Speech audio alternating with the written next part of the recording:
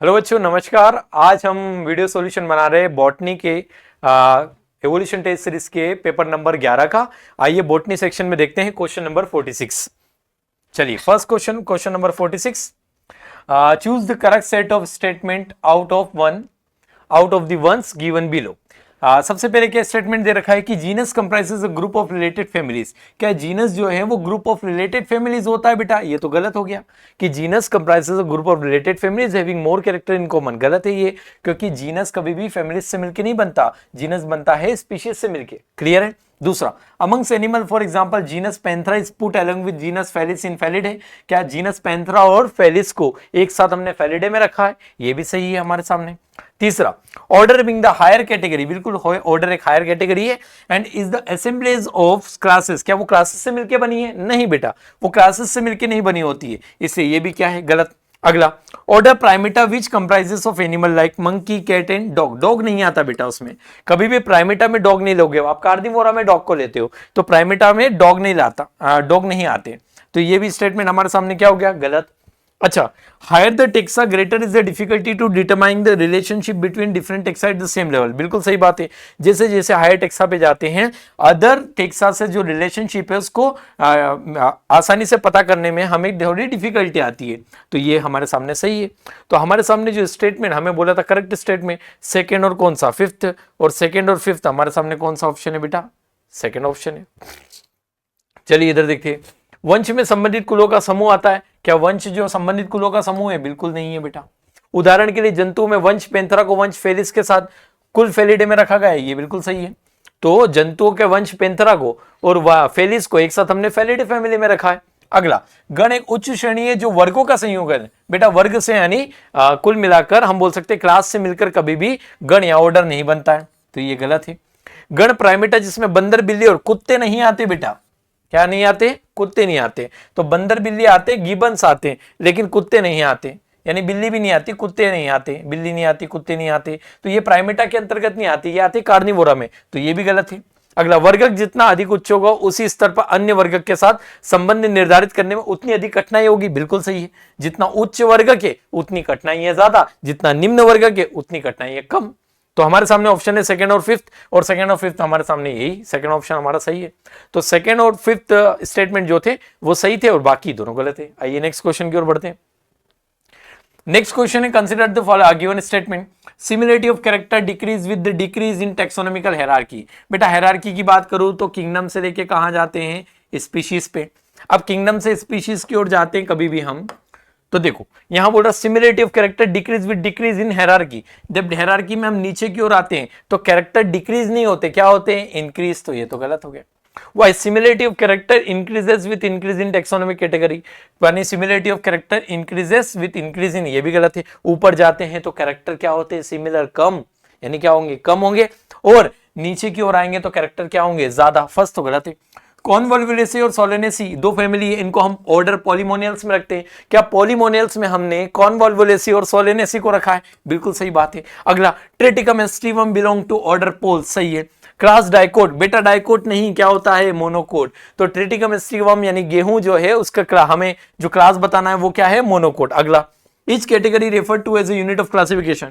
क्या taxonomic category, हर एक taxonomic category को हम यूनिट ऑफ क्लासिफिकेशन बोलते हैं। क्या वो एक रैंक को रिप्रेजेंट करती है जिसे कॉमनली हम टेक्सोन कहते हैं? बिल्कुल सही बात है। अगला, systematic help in identification of fossil. बिल्कुल बेटा, फॉसिल्स के आइडेंटिफिकेशन में हमें सिस्टमेटिक मदद करता है। सिस्टमेटिक मतलब होता है taxonomy plus evolutionary relationships which give the useful information about the phylogeny। बेटा phylogeny मतलब वही ancestor को जानना, या phylogeny मतलब वही जिसको हम बोलते हैं evolutionary relationships, और इनका जानना सब किसके अंतर्गत आता है? सिस्टमेटिक। यानी ये भी हमारे सामने सही है। यानी हमारे सामने स्टेटमेंट जो है हमें पूछा है करेक्ट सेट ढूंढना है हमें, तो हमारे सामने सेकंड, फोर्थ और फिफ्थ कोई ऑप्शन दिख रहा है क्या? सेकंड, फोर्थ और फिफ्थ, यानी थर्ड ऑप्शन हमारे लिए सही आंसर है। चलिए हिंदी में देखते हैं। वर्गीय की पदानुक्रम में ऊपर से नीचे आने पर, बेटा ऊपर से नीचे जाओगे तो लक्षणों की समानता कम होती है क्या? बढ़ती है। तो ये तो गलत हो गया। कॉन्वोल्वुलेसी और सोलेनेसी को गण पॉलीमोनियल्स में सम्मिलित किया गया, बिल्कुल सही। ट्रिटिकम एस्टिवम गण पोल्स और वर्ग डाइकोट नहीं आता बेटा, क्या आता है? मोनोकोट। क्या आएगा यहाँ पे? मोनोकोट। ये गलत है। प्रत्येक संवर्गीय वर्गीकरण की एक इकाई है, बिल्कुल प्रत्येक जो कैटेगरी होती है अपने आप में वो वर्गीकरण की एक इकाई है और वास्तव में एक पद को दर्शाते हैं जिसे प्राय टेक्सोन कहते हैं। ये स्टेटमेंट सही है। और सिस्टमेटिक जीवाश्म की पहचान करने में मदद करता है और जीवों के उद्विकास के बारे में उपयोगी जानकारी देता है, ये भी सही है। तो सेकेंड, फोर्थ और फिफ्थ कौन सा ऑप्शन? थर्ड। चलिए नेक्स्ट क्वेश्चन की ओर बढ़ते हैं। आइए बेटा क्वेश्चन नंबर 48 पे आते हैं। 48 नंबर क्वेश्चन क्या कह रहा है हमको कि सिलेक्ट द इनकरेक्ट स्टेटमेंट, हमें इनकरेक्ट स्टेटमेंट ढूंढना है। All animal belong to various phyla are assign to kingdom Animalia, बिल्कुल सही स्टेटमेंट है हमारे सामने। अगला वो लिखा as we goes higher from species to kingdom, जब भी हम स्पीशीज से किसकी ओर जा रहे हैं? किंगडम की ओर जा रहे हैं। Number of similar character goes on increases, मतलब क्या सिमिलर कैरेक्टर बढ़ेंगे कि घटेंगे? बेटा घटते हैं, बढ़ते नहीं है, यानी स्टेटमेंट हमारे सामने क्या है? गलत। Different classes comprising fish, amphibian, reptile, birds and mammal together, इनको सब में क्यों इसमें रखा गया है कोडेट्स में, ये भी सही है। Plant order Polemoniales include the families like Solanaceae and Convolvulaceae based on the floral character, ये भी सही है। आइए हिंदी में देखते हैं। तो हमारा आंसर कौन सा हुआ बेटा? सेकंड आंसर हुआ। चलिए देखते हैं। निम्नलिखित में से गलत कथन का चयन करें। पहला, विभिन्न संघों से संबंधित समस्त जंतुओं को एनिमेलिया में रखा गया है। जैसे जैसे हम जाति से किसकी ओर जा रहे हैं? जगत की ओर। और बेटा जाति से जब भी जगत की ओर जाते हैं तो हम देखते हैं समान लक्षणों जो होते हैं वो धीरे धीरे क्या होते हैं? कम होते हैं। यहाँ समान लक्षण की संख्या बढ़ती है लिखा है, इसलिए ये स्टेटमेंट गलत है और यही हमारा सही आंसर है। क्या मछली, उभयचर, सरीसृप, पक्षी और स्तनधारी को एक साथ कोऑर्डिनेट्स में रखा गया है? क्या पादप गण पॉलीमोनियल्स में पुष्प लक्षणों के आधार पर सोलनेसी और कॉन्वोल्वुलेसी को रखा गया है? ये दोनों भी सही है, यानी आंसर कौन सा हमारा? सेकंड। चलिए नेक्स्ट क्वेश्चन की ओर बढ़ते। अगला मेज्ड कॉलम है हमारे सामने। सबसे पहले मेज्ड कॉलम में कॉलम 1 और कॉलम 2 दे रखे। चलिए आइए देखते हैं। क्या प्राइमेटा में मेन आते हैं? बिल्कुल आते हैं। क्या डिप्टेरा में हमारी हाउस फ्लाई आती है? क्या सेपेंडेल्स में हम बोल सकते हैं मैंगो आते हैं? क्या पोल्स में वीट आता है? और कार्निवोरा जो है डॉग है। यानी ऑप्शन हमारे सामने आ जाएंगे 5 4 3 2 1। क्या आएंगे? 5 4 3 2 1, यानी आंसर कौन सा? थर्ड। चलिए आइए। प्राइमेटा में कौन? मनुष्य, डिप्टेरा में घरेलू मक्खी, सेपेंडेल्स में आम, पोल्स में गेहूं और कार्निवोरा में कुत्ता, यानी 5 4 3 2 1, यानी ऑप्शन कौन सा हमारा सामने? Third option, 5 4 3 2 1। चलिए नेक्स्ट क्वेश्चन की ओर आते हैं। नेक्स्ट क्वेश्चन हमारे सामने है which one of the following statement are correct? The number and types of organism present on earth represent biodiversity. क्या जितने भी नंबर और टाइप्स ऑफ ऑर्गेनिज्म इस अर्थ पे रहते हैं सब मिलकर बायोडाइवर्सिटी बना रहे हैं? सही है। The process of standardizing the name of living organism is called nomenclature, ये भी सही है बेटा। ठीक है, एक व्यक्ति एक ऑर्गेनिज्म को सही नाम देना, यही क्या है? Nomenclature. The two component of binomial nomenclature our families and specific epithet, गलत है बेटा। जीनस आता है, क्या आता है? जीनस। ठीक है, जीनस और स्पेसिफिक एपिथेट होता है, तो ये गलत है। Both the word in biological name when hand written are separately underline, ये भी सही है। प्रिंटेड इन इटैलिक, ये भी सही है, जो उसके लेटिन ओरिजिन को इंडिकेट करता है, ये भी सही है। There are many category rank in classification and are generally referred to as taxonomic category, ये भी सही है। The scientific name of house fly, wheat and lion are Musca domestica, जो किसका है? हाउस फ्लाई का। वीट का ट्रेटिकम एस्टिवम एंड लॉयन का है पैंथ्रालियो रिस्पेक्टिवली, बिल्कुल सही बात है। यानी ऑप्शन कौन सा? 1 2 4 5 6, कौन सा है? 1 2 4 5 और 6, थर्ड ऑप्शन है। आइए इधर, पृथ्वी पर मौजूद जीवों की संख्या और प्रकार को जैव विविधता का प्रतिनिधित्व करते हैं, सही। अगला, जीवित जीवों के नाम को प्रदान करने की प्रक्रिया को नामकरण कहा जाता है। द्विपद नामकरण के दो घटक कुल, एक कुल नहीं होता है बेटा, कौन होता है? वंश होता है। जैविक नाम के दो शब्द जब हस्तलिखित होते हैं तो उनको हम इंगित करते हैं, अंडरलाइन करते हैं, क्लियर है। और जब हम टाइप करवाते हैं तो उन्हें हम इटैलिक्स में लिखते हैं और ये उनके लेटिन मूल को क्या करता है? इंगित करता है या रिप्रेजेंट करता है, तो ये सही है। वर्गीकरण की कई श्रेणियां रैंक है जो उन्हें आमतौर पर वर्गी की संवर्ग या टैक्सा कहा जाता है। घरेलू मक्खी का नाम क्या है बेटा? मस्का डोमेस्टिका। गेहूं का क्या है? ट्रेटिकम एस्टिवम। शेर का क्या है? पैंथ्रालियो। ये इनके नाम है जो क्रमश इनके नाम दे रखे हैं, यानी हमारे सामने ऑप्शन है उसमें थर्ड नहीं आना चाहिए और थर्ड हमें यहाँ नहीं दिखाई दे रहा है, इसका मतलब यही इसका सही आंसर है। चलिए नेक्स्ट क्वेश्चन की ओर आते। नेक्स्ट क्वेश्चन हमारे सामने दे रखा है the given statement describe a group of organism. बेटा सेल वॉल की जगह पे यदि पेलिकल होगी, दो फ्लैजिला होंगे, एक शॉर्ट लॉन्ग, मिक्सोट्रोपिक न्यूट्रिशन है, कनेक्टिंग लिंक है प्लांट और एनिमल में, तो बेटा वो हमें पता है वो यूग्लिनोइड्स है, क्योंकि यूग्लिनोइड्स में पेलिकल होती है। इधर आइए, दिए गए जीवों के एक समूह का वर्णन करते हैं। दिए गए कथन जीवों के किस समूह का वर्णन करते हैं? एक समूह का वर्णन करते हैं। जैसे कोशिका भित्ति के स्थान पर प्रोटीन युक्त पेलिकल, ठीक है, इनके पास दो कशाभिका, मिश्रित पोषी पोषण और पादप और जंतु के मध्य संयोजक कड़ी, तो ये आएगा हमें यूग्लिनोइड्स में। चलिए नेक्स्ट क्वेश्चन पे आते हैं। Next question number 52, diatomaceous earth is used for all except.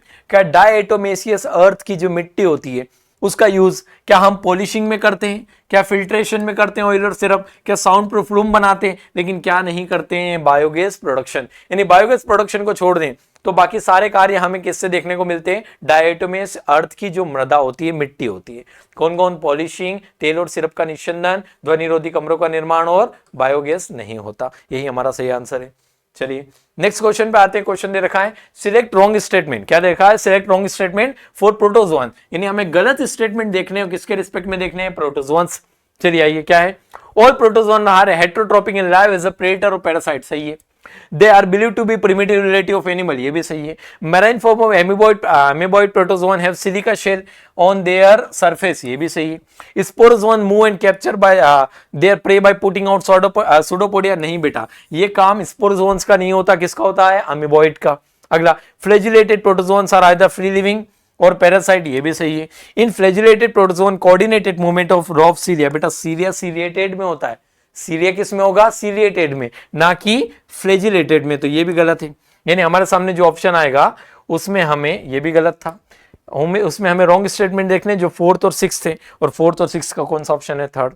चलिए, क्या सभी प्रोटोजोआ विषमपोषी होते हैं, इन्हें जंतुओं का आदिम संबंधी माना गया है। अमीबी प्रोटोजोम के समुद्री रूपों में सिलिका होता है। स्पोरोजोआ कूट पादप की मदद से गमन करते हैं, बेटा स्पोरोजोआ नहीं होते हैं, अमीबी होते हैं। कशाभिकीय प्रोटोजोआ जो होते हैं या तो स्वतंत्र जीवी या परजीवी होते हैं, ये भी सही बात है।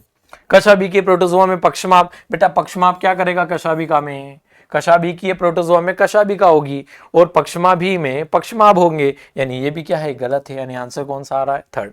चलिए नेक्स्ट क्वेश्चन पे आते। How many character for lichen are correct from given character. अब लाइकेन के रिस्पेक्ट में हमें देखना है, क्या ये सिम्बायोटिक एसोसिएशन है एल्गी और फंगस का, ये एल्गल कंपोनेंट को माइकोबायोन्ट नहीं बोलते बेटा, उल्टा बोलते हैं फाइकोबायोन्ट।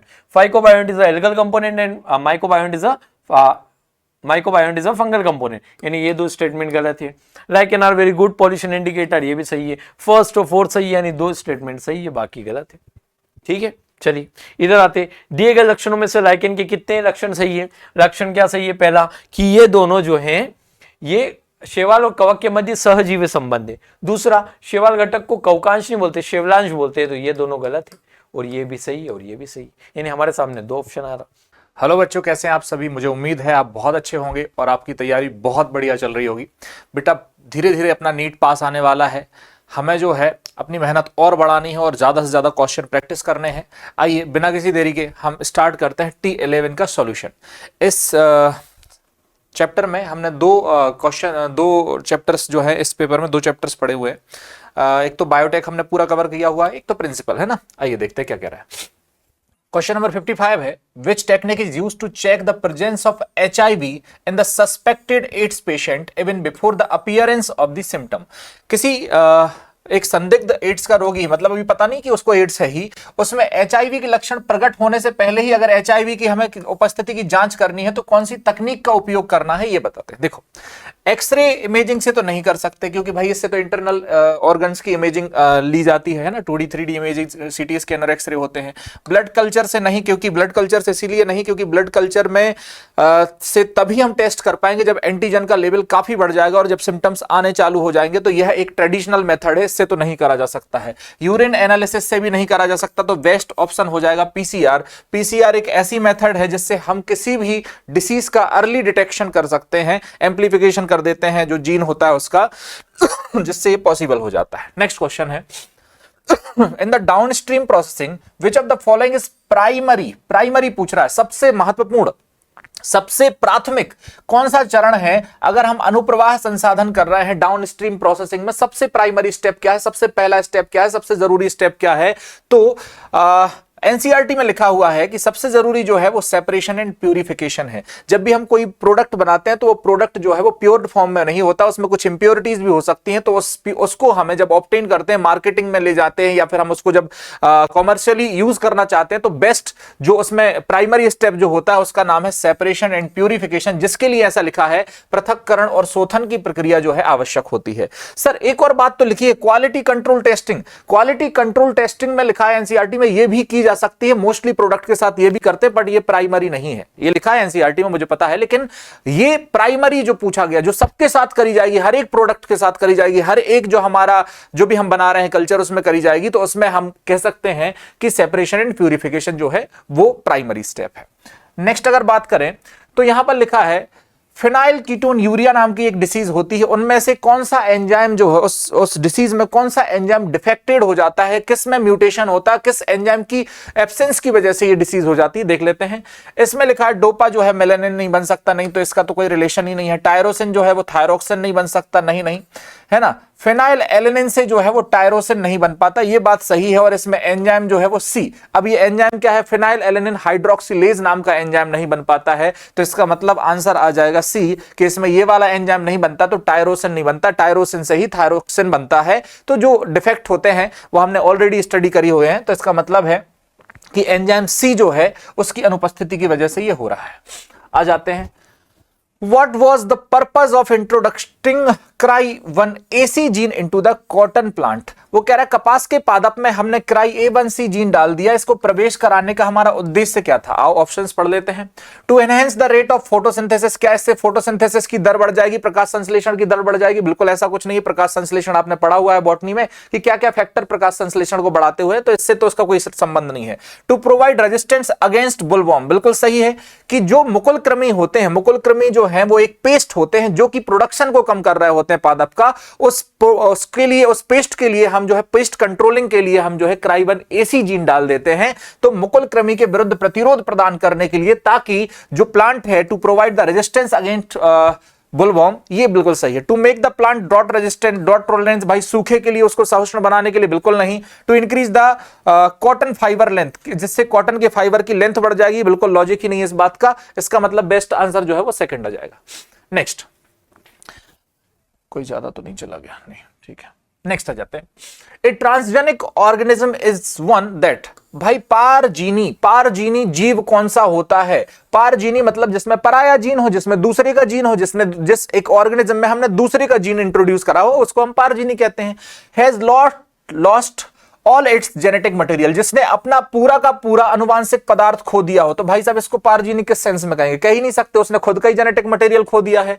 Had their DNA manipulated to possess and express an extra और फॉरेन जीन, जिसके डीएनए में परिचलन द्वारा एक अतिरिक्त या बाहरी जीन जो है वो व्यवस्थित होता है और जो अपना लक्षण व्यक्त करता है। बिल्कुल सही बात है कि हम अगर किसी जंतु में, किसी जीव में दूसरे का डीएनए डाल दें और उसके डीएनए में उसको इंटीग्रेटेड कर दें ताकि उसके लक्षण में कोई बदलाव आए, तो ऐसे ही जंतुओं को, ऐसे ही जीव को ही तो हम पारजीनी जंतु या पारजीनी जीव या ट्रांसजेनिक एनिमल कहते हैं। Is produced via natural cross breeding, बिल्कुल गलत बात है। Had its own genes rearrange, उसी के जीन रीअरेंज करने से वो कैसे पारजीनी हो जाएगा, क्योंकि जीन तो उसी के रहेंगे। तो बेस्ट आंसर जो है वो सेकंड आ जाएगा।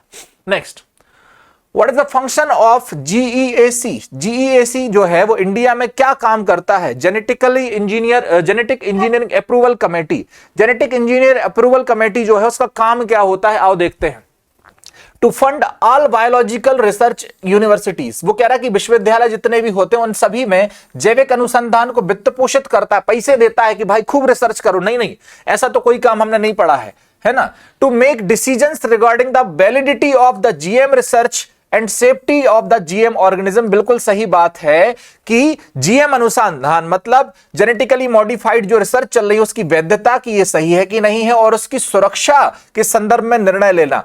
ऐसे कभी भी कोई भी जेनेटिकली मॉडिफाइड ऑर्गेनिज्म नहीं बना दिया जाता, उसको बनाने से पहले ये हम ध्यान में रखते हैं कि जब इसको हम इकोसिस्टम में इंट्रोड्यूस करेंगे तो इससे दूसरी स्पीसीज को नुकसान तो नहीं है, इसके दूरगामी परिणाम खराब तो नहीं है, क्या ये हमारे पर्यावरण में, फूड चेन में, फूड वेब में फिट बैठ पाएगा कि नहीं बैठ पाएगा, है ना, इसका कोई प्रेडेटर बन पाएगा कि नहीं बन पाएगा। तो बहुत सारी चीजें देखनी पड़ती हैं कि इसका मानव जीवन पर तो कोई दुष्प्रभाव नहीं है। इन सभी चीजों का निर्णय लेने की क्षमता जो होती है, निर्णय लेने का अधिकार जो होता है, उसकी अथॉरिटी जो होती है वो जीईएसी के बारे में होती है। To patent traditional medicinal knowledge, नहीं, ऐसा भी नहीं है कुछ। To promote the international trades of crop, नहीं, ये भी बात नहीं है। एनसीईआरटी ने स्पष्ट रूप से जो है इसके संदर्भ में सेकंड ऑप्शन के बारे में लिखा हुआ है। What is the main challenge in producing an eukaryotic protein in the prokaryote host like E coli? E coli जैसे प्रोकैरियोटिक परपोसी में अगर हम यूकैरियोटिक प्रोटीन का उत्पादन करना चाहते हैं तो उसमें मुख्य चुनौती क्या होती है, ये पूछ रहा है भाई साहब। जैसे हम इंसुलिन की बात कर रहे थे तो इंसुलिन जो है वो प्रो इंसुलिन के रूप में बन रहा था, क्योंकि प्रो इंसुलिन क्या है, प्रो इंसुलिन में भी सी पेप्टाइड होती है, प्रो इंसुलिन भी एक प्रोटीन है। लेकिन क्योंकि प्रोटीन बनने के बाद यूकैरियोटिक में पोस्ट ट्रांसलेशनल मॉडिफिकेशन होती है, अर्थात कि प्रोटीन बनने के बाद भी उसमें रूपांतरण होता है, जो करती गोल्जी बॉडी या फिर हम कह सकते हैं एंडोप्लाज्मिक रेटिकुलम और गोल्जी बॉडी करती है। अब चूंकि एंडोप्लाज्मिक रेटिकुलम और गोल्जी बॉडी प्रोकैरियोट में होती ही नहीं है, इस वजह से प्रोकैरियोटिक में पोस्ट ट्रांसलेशनल मॉडिफिकेशन नहीं होता है। पोस्ट ट्रांसलेशनल मॉडिफिकेशन नहीं होता है, तभी तो हमें प्रोकैरियोट में सिंगल इकोलाई में इंसुलिन नहीं मिल पाया था। आ रही बात समझ में? आओ देखते हैं। Prokaryotes can not transcribe DNA into RNA. नहीं, ये तो कोई बात नहीं हुई भाई, डीएनए से आरएनए तो बनता है, ट्रांसक्रिप्शन तो चलता ही है प्रोकैरियोट्स में। Prokaryotes can not replicate fast, ना बहुत फास्ट रिप्लिकेट कर सकते हैं, कोई बड़ी बात नहीं है। The prokaryotic cell wall is too thick for protein export. Protein export नहीं हो पाएगा, प्रोटीन ऐसा तो कुछ नहीं लिखा हुआ है। Prokaryotes lakhs the machinery for the post translational modification. बिल्कुल सही है, इसमें प्रोटीन तो बन जाता है, तो प्रोटीन बनने के बाद प्रोटीन का मॉडिफिकेशन होता है, तो प्रोटीन बनने का कहते हैं, प्रोटीन बनने को कहते हैं ट्रांसलेशन। तो ट्रांसलेशन के बाद भी मॉडिफिकेशन को कहते हैं पोस्ट ट्रांसलेशनल मॉडिफिकेशन। अर्थात प्रोकैरियोट में अनुवादन पश्चात संशोधनों के लिए मशीनरी का अभाव होता है, एंडोप्लाज्मिक रेटिकुलम नहीं है, गोल्जी बॉडी नहीं है, इस वजह से जो है प्रोटीन जो है वो मॉडिफाइड नहीं हो पा रहे। In contest of DNA isolation what does spooling refer. Spooling हमने देखा हुआ है कि भाई हम क्या करते हैं, जो डीएनए होता है इसको निकालने के लिए चिल्ड इथेनॉल वगैरह डालते हैं और डीएनए का प्रेसिपिटेशन हो जाता है, और एक हम ग्लास रॉड डाल करके इसको इसमें लपेट करके बाहर निकाल लेते हैं, यही तो स्पूलिंग है। ऐसा कहां लिखा है? Collecting precipitate of DNA by binding around a glass rod, है ना? तो यही बात सही हो जाएगी कि जो स्पूलिंग है उसके संदर्भ में क्या सही है, एक ग्लास रॉड या छड़ से लपेट कर अवक्षेपित डीएनए को एकत्रित करना, बाहर निकाल लेना जो है वही स्पूलिंग होता है। सर तो ये क्या लिखा है? Extraction of the DNA from the agarose gel, इसको तो इल्यूजन कहते हैं, है ना? इसको तो इल्यूशन कहते हैं। The movement of DNA during the electrophoresis, नहीं, ये तो बिल्कुल सही नहीं है। Cutting of DNA with restriction enzyme, ये भी सही नहीं है। बेस्ट आंसर बना जाएगा। What is the purpose of insertional inactivation in the cloning? अब पहले इंसर्शनल इनएक्टिवेशन को मैं आपको रिवाइज करा देता हूं ताकि आपको याद रहे, समझ में आए। हम देखो सिलेक्टेबल मार्कर पढ़ रहे थे, जैसे कि हमने बात करी थी टेट्रासाइक्लिन और एम्फिसिलिन। हम अब एक बात करते हैं इंसर्शनल इनएक्टिवेशन की। हमने ये बताया था कि किसी भी सिलेक्टेबल मार्कर के जीन पर अगर कोई बाहरी जीन जुड़ जाता है तो वो जीन जो होता है वो इनएक्टिव हो जाता है। फॉर एग्जाम्पल, अगर टेट्रासाइक्लिन पर कोई दूसरा जीन आकर के जुड़ गया बीच में तो टेट्रासाइक्लिन का रेजिस्टेंस खत्म हो जाएगा। एम्फिसिलिन पर कुछ जीन जुड़ गया तो एम्फिसिलिन का रेजिस्टेंस भी खत्म हो जाएगा। मतलब जिस भी जीन में कोई चीज नया जीन इंसर्ट हो जाएगा वो इनएक्टिव हो जाएगा, इसी को कहा जाता है इंसर्शनल इनएक्टिवेशन। अब यहां पर इसके संदर्भ में देखते हैं कि क्या लिखा हुआ है। What is the purpose of insertional inactivation? Insertional inactivation जो है या निवेशी निष्क्रियता है, इसका उद्देश्य क्या है, क्यों कराई जाती है निवेशी निष्क्रियता? To destroy the host cells genomic DNA. क्या हम परपोषी कोशिका के जीनोमिक डीएनए को नष्ट करने के लिए कराते हैं? बिल्कुल नहीं sir. To make the plasmid replicate fast, क्या हम इसलिए ये कराते हैं ताकि प्लाज्मिड तेजी से प्रतिकृति कर सके? बिल्कुल नहीं sir. To identify which cell have taken the recombinant plasmid, बिल्कुल सही बात है। तो बेस्ट आंसर जो है सी आ जाएगा। चलिए बेटा नेक्स्ट क्वेश्चन पे आते हैं। क्वेश्चन नंबर 64 क्वेश्चन क्या बोलता है? Which of the following are the common parasite of class basidiomycetes. बेटा बेसिडियोमाइसिटीज के एग्जाम्पल को याद करने का एक तरीका है, उसको हम कहते हैं फुप्पा। क्या बोलते हैं? फुप्पा। अब फुप्पा क्यों कहते हैं? फुप्पा में एफ को छोड़ दें तो बाकी जो है वो उप्पा सारे एग्जाम्पल है। अस्टिरागो, पक्सिनिया, एगेरिकस, एमिनिटा, इनमें से कोई एग्जाम्पल यहां दे रखा है? बिल्कुल दे रखा है, अस्टिरागो और पक्सिनिया, यही इसका आंसर है। कौन सा आंसर है? अस्टिरागो और पक्सिनिया। चलिए नेक्स्ट क्वेश्चन पे आते हैं। नेक्स्ट क्वेश्चन हमारे सामने जो दे रखा है वो है choose the correct statement for the sporophyte of bryophyte. अब स्पोरोफाइट के रिस्पेक्ट में हमें ब्रायोफाइट के करेक्ट स्टेटमेंट ढूंढना है। Sporophyte is a multicellular not free living. क्या मल्टीसेलुलर बॉडी है, नॉट फ्री लिविंग होती है but attach to the gametophyte for nourishment? सही। Some cell of the sporophyte undergo meiosis to produce haploid spore? सही।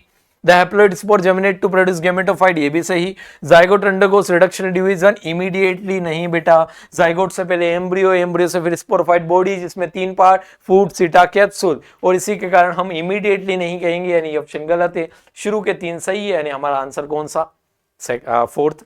इधर आते हैं, बीजाणुद्भिद बहुकोशिकीय होता है और स्वतंत्र जीवी नहीं होता, लेकिन पोषण के लिए युग्मकोद्भिद प्रति जुड़ा रहता है। बीजाणुद्भिद की कुछ कोशिका अर्धसूत्रीय विभाजन से गुजरती है, जिससे अगुणित बीजाणु बनते हैं। अगुणित बीजाणु अंकुरित होकर युग्मकोद्भिद बनाते हैं, लेकिन निषेचन के तुरंत बाद युग्मनज बीजाणुद्भिद बनाने के लिए निम्नकारी विभाजन से गुजरता है, बिल्कुल नहीं बेटा। युग्मनज पहले माइटोसिस करता है, भ्रूण बनाता है, भ्रूण से आगे चलकर बनता है बीजाणुद्भिद काया, जिसमें फूड, सीटा, कैप्सूल होते हैं, कैप्सूल में मदर सेल होती है। तो ये स्टेटमेंट गलत है, यानी शुरू के 3 सही है, बाकी लास्ट वाला गलत है। यानी नेक्स्ट क्वेश्चन पे आते हैं, चलिए। क्वेश्चन नंबर 66 क्या दिया, consider the following statement, algin is a water holding substance obtain from brown algae. क्या बोला है कि एल्जीन एक वाटर होल्डिंग सब्सटेंस है जो ब्राउन एल्गी से प्राप्त होता है, बिल्कुल सही बात है। It is half of the total CO2 fixation on earth is carried out through photosynthesis by algae, ये भी एनसीईआरटी की लाइन है बेटा। some species of marine algae like porphyra, laminaria and sargassum are used as a food, ये भी सही है। and kerogen is a hydrocolloid obtained from brown algae, नहीं बेटा, agar kerogenophanery is obtained from red algae not a brown algae, यानी answer ये गलत है। यानी 4 स्टेटमेंट में से 3 सही है, फर्स्ट, सेकंड, थर्ड सही है और लास्ट वाला गलत है। इधर भी आओगे आप तो आप देखोगे केराजिन जो है वो लाल शैवाल से प्राप्त होता है, बाकी शुरुआत के तीनों स्टेटमेंट जो है वो सही है, क्योंकि ये जल धारण करने की क्षमता एल्जीन की होती है, एल्जीन भूरे शैवाल से प्राप्त है। पृथ्वी पर कुल CO2 का 50% तक जो स्थिरीकरण होता है वो कौन करता है, शैवाल। समुद्री शैवाल की कुछ प्रजाति जैसे पोरफायरा, लेमिनेरिया और सार्गासम का उपयोग भोजन के रूप में किया जाता है। इन्हें आंसर कौन सा सही है, हमारे सामने जो कथन सही है वो कौन से है, फोर्थ। चलिए नेक्स्ट हमारे सामने दिए स्फेग्नम के बारे में। Sphagnum antheridium produce dash and the female sex organ archegonium produce dash here and B are. बेटा स्फेग्नम पहले पता करो आप होती क्या है, होती क्या है, मोस होती है। अब जब मोस स्फेग्नम है तो मोस में हमें पता है जो एंथ्रोजोइड होते हैं वो बाइफ्रेजिलेटेड होते हैं, ठीक है, और एक हमेशा सिंगल होता है। तो हमारे सामने आंसर कौन सा आ गया, सेकंड, कि हमें पता है जो मोस है, लिवरवर्ट है, मोस और लिवरवर्ट, या फिर हम ब्रायोफाइट की बात करें तो इनमें जो मेल सेक्स ऑर्गन होता है यानी पुंदानी होती है, उससे जो पुमणु बनता है वो 2 कशाभिका से बना होता है, यानी वो बाइफ्लेजिलेटेड होता है, और 2 कशाभिका से बना है और एक अंड कोशिका है, यानी आंसर कौन सा है, सेकंड। नेक्स्ट क्वेश्चन पे आते हैं, question number 68, choose the correct one from the given statement. हमें गलत को चुनना है इन सब में से। Gametes can be flagellated and similar in size in Ulothrix, बिल्कुल एनसीईआरटी की लाइन है बेटा कि यूलोथ्रिक्स के अंदर आइसोगेमी होती है जिसमें गेमेट सिमिलर साइज के होते हैं और उनमें फ्लैजिला होता है, clear. Gametes can be flagellated non motile, motile लिखा है बट डिसिमिलर इन साइज। बेटा यदि हम बात करें स्पाइरोगायरा की तो स्पाइरोगायरा में भी आइसोगेमी होती है, मतलब वहां पर भी फ्लैजिला नहीं होते, वहां पर जो है सिमिलर साइज के गेमेट्स होते हैं, यानी ये गलत है हमारे सामने। इसके विपरीत हो जाता कि gametes can be flagellated and similar in size, sorry gametes can be non flagellated and similar in size, तो हम बोल देते हैं किसमें, स्पाइरोगायरा, यानी गलत है यहाँ। Fusion between one large non motile static female gamete and smaller motile male gamete is termed oogamous, ये भी सही है, यानी हाँ, और oogamous reproduction occur in Volvox and Fucus, यानी फर्स्ट, थर्ड और फोर्थ ये सही है, ऑल एक्सेप्ट क्या बोल दोगे, सेकंड, ठीक है। इधर आओ बेटा, यूलोथ्रिक्स में युग्मक जो है वो कशाभिक होता है और आकार में समान होता है तो समयुग्मकी होती है, सही। स्पाइरोगायरा में भी समयुग्मकी होती है, लेकिन यहां पर जो युग्मक होता है वो चलायमान नहीं होता, वो कैसा होता है, अचलायमान, यानी ये क्या है, गलत। एक बड़े अचलायमान स्थिर मादा युग्मक को जब एक छोटे चलायमान नर युग्मक के साथ मध्य संलयन को हम विषम युग्मकी कहते हैं या अंड युग्मकी कहते हैं, उगे में विषम युग्मकी कोई क्या बोल सकते हैं, अंड युग्मकी। अगला, विषम युग्मकी या अंड युग्मकी प्रजनन जो है वो वॉल्वॉक्स और फ्यूकस में होता है, बिल्कुल सही, यानी सभी सही है, किसको छोड़कर, सेकंड को छोड़कर सभी जो है वो सही कथन है। आइए नेक्स्ट क्वेश्चन पे आते हैं। ये डायग्राम बेटा आपको याद होना चाहिए, एल्गी में 2 एल्गी, रेड एल्गी हमारे सामने 2 एल्गी दे रखी है एनसीईआरटी ने, एक है पोरफायरा और दूसरी है पॉलीसिफोनिया, और ये एल्गी जो हमारे सामने है ये पोरफायरा है, और पोरफायरा नाम की एल्गी में नेम ऑफ द एल्गी तो हमें समझ में आता है पोरफायरा, 2 ऑप्शन मैच करते हैं, एक तो ये और एक ये, इन दोनों में पोरफायरा है। क्या इनमें number of flagella in gametes, बेटा होते ही नहीं है, रेड एल्गी में गेमेट्स में फ्लैजिला नहीं होते, यानी एब्सेंट होता है। और फ्लूइड एंड स्टार्च इनके अंदर स्टोर्ड फूड है, बिल्कुल सही है। इधर आओगे बेटा, ये पोरफायरा लाल शैवाल है। लाल शैवाल जो है उसमें हम जानते हैं कि वहां जो निषेचन होता है उसमें किसी भी संरचना के अंदर हमें किसी प्रकार की चलायमान या कशाभिका नहीं मिलती है, मतलब वो नॉन मोटाइल से या अचलायमान संरचनाओं से क्या करते हैं, निषेचन करते हैं। यानी पोरफायरा में युग्मकों में कशाभिकाओं की संख्या अनुपस्थित। और तीसरा संरक्षित भोजन कौन सा आएगा, फ्लोरिड इन स्टार्च, यानी ऑप्शन कौन सा, फोर्थ। आइए नेक्स्ट क्वेश्चन पे आते हैं। नेक्स्ट क्वेश्चन नंबर 16, पाइनस के बारे में दे रखा है बेटा, बहुत अच्छा क्वेश्चन है। पाइनस के बारे में दे रखे कुछ फीचर में से करेक्ट फीचर को हमने ढूंढना है। क्या पाइनस में मेल और फीमेल, क्या पाइनस में मेल और फीमेल सेम बॉडी पे होते हैं, और सेम बॉडी में होते हैं तो हम क्या बोलते हैं उसको, मोनोइशियस। क्या बोलते हैं, मोनोइशियस, यानी एक ही बॉडी पर दोनों है। क्लियर है। दूसरा, क्या इनमें पिन्नेट लीफ होती है, नहीं बेटा, साइकस में होती है। क्या संकीर्ण स्टोमेटा होते हैं, होते हैं, ठीक है, क्योंकि कॉनिफर्स है। क्या हेट्रोस्पोरस है, बिल्कुल सही बात है। तो यानी ACD को ऑप्शन दिख रहा है सेकंड, यही आंसर है। क्या पाइनस द्विलिंगाश्रयी पादप है, क्योंकि उसके एक ही पादप पर दोनों लिंग का आश्रय है। क्या उसमें पिच्छाकार पर्ण है, नहीं। क्या गर्तिकरंध्र है, क्या विषम बीजाणु, क्या बिल्कुल सही है, यानी ऑप्शन कौन सा आएगा, सेकंड ऑप्शन, ये हमारा आंसर है। चलिए नेक्स्ट क्वेश्चन पे आते हैं। नेक्स्ट क्वेश्चन हमारे सामने दे रखे हैं, कुछ एल्गीज दे रखी है हमारे सामने, और हमें दिखा सिलेक्ट द इनकरेक्ट मैच, हमें इनमें से गलत मिलान का चयन करना है। अब गलत मिलान का चयन करना है, लेकिन ये क्वेश्चन दो पेजेस में है, 2 स्लाइड्स में है। इसमें चलो देखते हैं। सबसे पहले हमारे सामने दे रखी है कारा। क्या दे रखी है, कारा। कारा जो ग्रीन एल्गी है जिसमें पायरिनोइड्स होते हैं, स्टार्च इसमें रिजर्व फूड है, सही है। हमें गलत ढूंढना है बेटा। क्या कारा हरे शैवाल पायरिनोइड्स की उपस्थिति है, बिल्कुल सही। दूसरा है पॉलीसिफोनिया। क्या है बेटा दूसरा, पॉलीसिफोनिया। अब ये जो पॉलीसिफोनिया हमारे सामने है, क्या है, पॉलीसिफोनिया, ये रेड एल्गी है, और रेड एल्गी में हमें R5 और R5 दिख जाता है, यानी ये भी सही है। चलिए नेक्स्ट स्लाइड पे आते हैं। अगला है हमारे सामने यहाँ पे, ये हमारे सामने फ्यूकस। क्या है ये, फ्यूकस। और फ्यूकस में ग्रीन एल्गी है, ग्रीन एल्गी नहीं है बेटा, फ्यूकस जो है वो ब्राउन एल्गी है।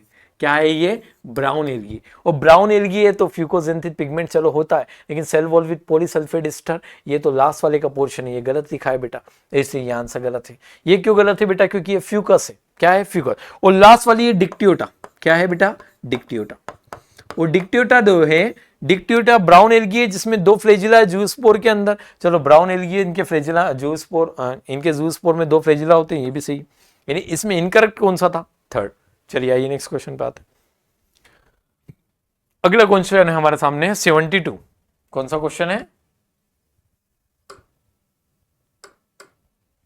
Question number 72 statement.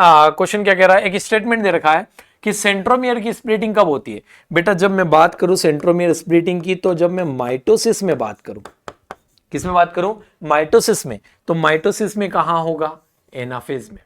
और जब मैं बात करूं मियोसिस में, किस में बात करूं, मियोसिस में, तो मियोसिस में कहां होगा, मियोसिस सेकेंड में, और वो भी कब होगा, एनाफेज सेकेंड में। यहां सेंट्रोमियर की क्या होगी, स्प्लिटिंग, ये सही है। क्या क्रॉसिंग और ओकर बिट ड्यूरिंग जाइगोटिन, बेटा जाइगोटिन नहीं, पेकाइटिन। कौन सा होगा, पेकाइटिन। तो क्रॉसिंग होना ओवर या जीन विनिमय जो है वो युग्म पट में नहीं होता है, वो किस में होता है, पेकाइटिन में होता है। किस में होता है, जाइगोटिन में नहीं होगा, पेकाइटिन में होगा। यानी ये स्टेटमेंट गलत है, यानी हमारे सामने केवल एक statement, only A is correct, इधर भी केवल एक सही है। ठीक है, चलिए। The human insulin produced by the Eli Lilly company है in 1983 was unique because Eli Lilly द्वारा 1983 में उत्पादित मानव इंसुलिन एक अद्वितीय था, मतलब ऐसा पहले कभी नहीं बनाया गया था। ये ऐसा क्यों था बेटा, इसके बारे में पूछ रहा है। It was extracted from the human cadavers, यह मानव के शवों से निकाला गया था। नहीं, मानव के शवों से तो नहीं निकाला गया था एली लिली द्वारा इंसुलिन, है ना। It contained synthetic C peptide for better stability, नहीं, जो इंसुलिन होता है उसमें तो सी पेप्टाइड होता ही नहीं है, उसमें तो सी पेप्टाइड रहता ही नहीं है, 2 ही पेप्टाइड रहते, ए और B. It was the first protein ever sequenced, बात तो ये सही है कि अनुक्रमित किया जाने वाला पहला प्रोटीन इंसुलिन था, लेकिन इस संदर्भ में ये सही नहीं है। फ्रेडरिक सेंगर ने सबसे पहले इसी को सीक्वेंस किया था, लेकिन ये एली लिली ने नहीं किया था। हमें तो इसी के संदर्भ में बताना है। The A and B chains were produce separately in E coli and they joint later, है ना। तो यहां पर जैसे मान के चलो कि इस इकोलाई में ए चेन बनाई गई, इस इकोलाई में बी चेन बनाई गई और इनको बाद में डाइसल्फाइड बॉन्ड से जोड़ दिया गया और फिर फाइनली जो है इंसुलिन बनाया गया। तो बेस्ट आंसर जो है बेटा ये है कि ए और बी चेन अलग अलग प्रोड्यूस करी गई इकोलाई में और बाद में उन्हें जोड़ दिया गया। ए और बी श्रृंखलाएं इकोलाई में अलग अलग रूप से उत्पादित की गई और फिर इन्हें जोड़ दिया गया। यही सही है इसके संदर्भ में। Next, what is the primary function of somatic hybridisation? चूंकि बायोटेक में ही अब ये टिश्यू कल्चर और सोमेटिक हाइब्रिडाइजेशन जोड़ दिया गया है। कायिक संकरण का प्राथमिक उद्देश्य क्या होता है ये हमें समझना है कि हम कायिक संकरण या सोमेटिक हाइब्रिडाइजेशन क्यों करवाते हैं, जिसमें आपको पोटैटो और टमाटो का एग्जांपल दिया था, जिससे पोमेटो बना के दिखाया गया था, है ना। तो उसी के संदर्भ में ये पूछा गया है। To create genetically identical clones of the single parents, नहीं भाई ऐसा नहीं होता कि एक अकेला पेरेंट्स लिया और उससे जेनेटिकली आइडेंटिकल क्लोन जो बना लिया जाए। उसके लिए तो एपोमेक्सिस भी बढ़िया मेथड है, तो इसको अपन क्यों करेंगे, है ना। तो ये तो सही मेथड नहीं है। To produce haploid plants for breeding, भाई हैप्लॉइड प्लांट बनाने के लिए क्या इसको करा जाता है? नहीं, हैप्लॉइड प्लांट बनाने के लिए भी अन्य विधियां हो सकती हैं, लेकिन ये तो नहीं है। To fuse the protoplast of two different species to obtain desirable trait, ये बिल्कुल सही है कि भाई हमने दो सेल्स ली हैं, इन दोनों के हम क्या करते हैं, प्रोटोप्लास्ट को जो है फ्यूज कर देते हैं, तो इसके भी गुण इसमें आ जाते हैं, इसके भी गुण इसमें आ जाते हैं, तो हमारे लिए जो डिजायरेबल जो ट्रेट्स है वो मिल जाती हैं। तो ये बेस्ट आंसर हो जाएगा सी, है ना। नेक्स्ट कह रहा है to eliminate virus from an infected mother plant cell, तो वो इसमें तो हम एपाइकल टिश्यू कल्चर कहते हैं, जो एपाइकल मेरिस्टेमेटिक टिश्यू होते हैं उनसे हम टिश्यू कल्चर करते हैं। तो ये वायरस के लिए तो बिल्कुल नहीं है, तो ये आंसर भी गलत हो जाएगा। तो बेस्ट आंसर आ जाएगा वांछनीय लक्षणों को प्राप्त करने के लिए दो अलग अलग प्रजातियों के जीव द्रव्यों का हम संलयन कराते हैं, इसी को हम कहते हैं बेटा सोमेटिक हाइब्रिडाइजेशन। रोजी एक गाय है ना, ये प्रोड्यूस करती है मिल्क जो ह्यूमन प्रोटीन से रिच होता है। रोजी नामक गाय में दूध उत्पादित करती है जो मानव प्रोटीन से जो है प्रचुर होता है। इसमें कौन सा मानव प्रोटीन होता है और कितना होता है ये बताना है। अल्फा ये तो नहीं है, अल्फा लैक्टोट्रिप्सिन, अल्फा लेक्ट एल्ब्यूमिन है, लेकिन ये 1.4 नहीं है, तो अल्फा लेक्ट एल्ब्यूमिन है 2.4 ग्राम पर लीटर होता है। यही आंसर सही है, एनसीईआरटी में स्पष्ट रूप से लिखा है, कई बार आपको बताया गया है। Next, protein produce by some strain of Bacillus thuringiensis, BT की बात कर रहा है। Kill the following organism except Bacillus thuringiensis के कुछ प्रभेद द्वारा उत्पादित प्रोटीन निम्नलिखित में से सभी जीवों को मार देते हैं सिवाय एक के। एक कोई ऐसा है जिसको नहीं मारते। देखो भैया, ये सैनिक कीड़ा को मतलब आर्मी बॉम्ब को मार देते हैं, मॉस्किटो को मार देते हैं, फ्लाइज को मार देते हैं। मिलाइडोगाइनी इनकॉग्निशिया को नहीं मारते हैं। मिलाइडोगाइनी इनकॉग्निशिया जो है वो क्या है, वो एक नेमेटोडा है जो कि रूट्स में पाया जाता है, टोबैको इत्यादि प्लांट्स के, उनको नहीं मारते हैं बीटी, है ना। इसके लिए हम कौन सी मेथड यूज करते हैं? आरएनएआई यूज करते हैं ना। तो ये जो है आंसर हो जाएगा आपका ए। नेक्स्ट, स्टेटमेंट्स हैं, असर्शन रीजन है बेटा, देख लेते हैं। Insertional inactivation of lac Z gene coding for beta galactosidase is used as the basis of identification of the recombinants, बिल्कुल सही बात है। हमने अभी थोड़ी देर पहले भी ये चर्चा करी थी कि इंसर्शनल इनएक्टिवेशन से हम ये तो समझ जाते हैं कि कौन सा रिकॉम्बिनेंट है, कौन सा रिकॉम्बिनेंट नहीं है। बिल्कुल सही है। तो इसको तो अपन सही कह सकते हैं कि ये बेसिस है आइडेंटिफिकेशन का, अगर रिकॉम्बिनेंट है कि नहीं है। The presence of blue colonies indicates the recombinant bacteria, ये बात गलत है। पूछो क्यों गलत है सर? क्योंकि अगर ब्लू कॉलोनी आ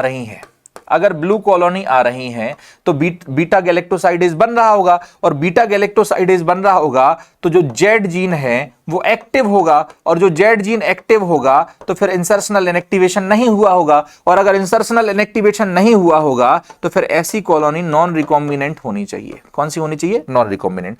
तो ये रिकॉम्बिनेंट के संदर्भ में सही नहीं है। अगर यहीं पर नॉन रिकॉम्बिनेंट लिखा आ जाए तो सही हो जाएगा, है ना। रिकॉम्बिनेंट के संदर्भ में सही नहीं है, तो एक जो है वो सही है, आर जो है वो गलत है। तो assertion is true and reason is false. Hindi वालों के लिए बता देते हैं, बीटा गैलेक्टोसाइडेज को कूट लेखित करने वाले लैक जेड जीन का निवेशी निष्क्रियकरण अगर हो जाए तो पुनर्योगजों की पहचान के आधार के रूप में इसे उपयोग किया जाता है। बिल्कुल सही बात है। लेकिन नीली कॉलोनियों की उपस्थिति जो है वो पुनर्योगज जीवाणुओं को दर्शाती है, ये बात गलत है। नीली कॉलोनी जो होती है वो नॉन रिकॉम्बिनेंट के लिए दर्शाती है। ठीक है, नेक्स्ट आ जाओ।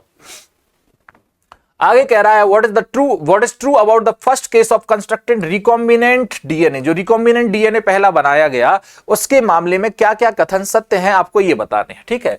इट वाज परफॉर्म्ड इन 1963, गलत बात है, ये 1972 में करा गया था, है ना, तो ये तो गलत हो गया। It was performed by Stanley Cohen and Herbert Boyer, यह स्टैनली कोहेन और हर्बर्ट बोयर के द्वारा किया गया था, सही कह रहा है। It was a transfer of an antibiotic resistance gene, it was a transfer, इसमें एक एंटीबायोटिक रेजिस्टेंस जीन का ट्रांसफर किया गया था, प्रतिजैविक प्रतिरोधी जीन का ट्रांसफर किया जाता गया था, बिल्कुल सही बात है। The linking of antibiotic resistance gene with the plasmid vector become possible with the enzyme DNA ligase. भाई साहब वो कह रहा है कि प्लाज्मिड में हमें जब एक जीन जोड़ना था, एंटीबायोटिक रेजिस्टेंस जीन जोड़ना था, तो उसको जोड़ने के लिए हमने डीएनए लाइगेज का यूज किया। बिल्कुल कर सकते हैं कि इसको मॉलिक्यूलर ग्लू कहते हैं, इसी से हम एक प्लाज्मिड से जीन जोड़ सकते हैं, बिल्कुल सही बात कह रहा है ये भी।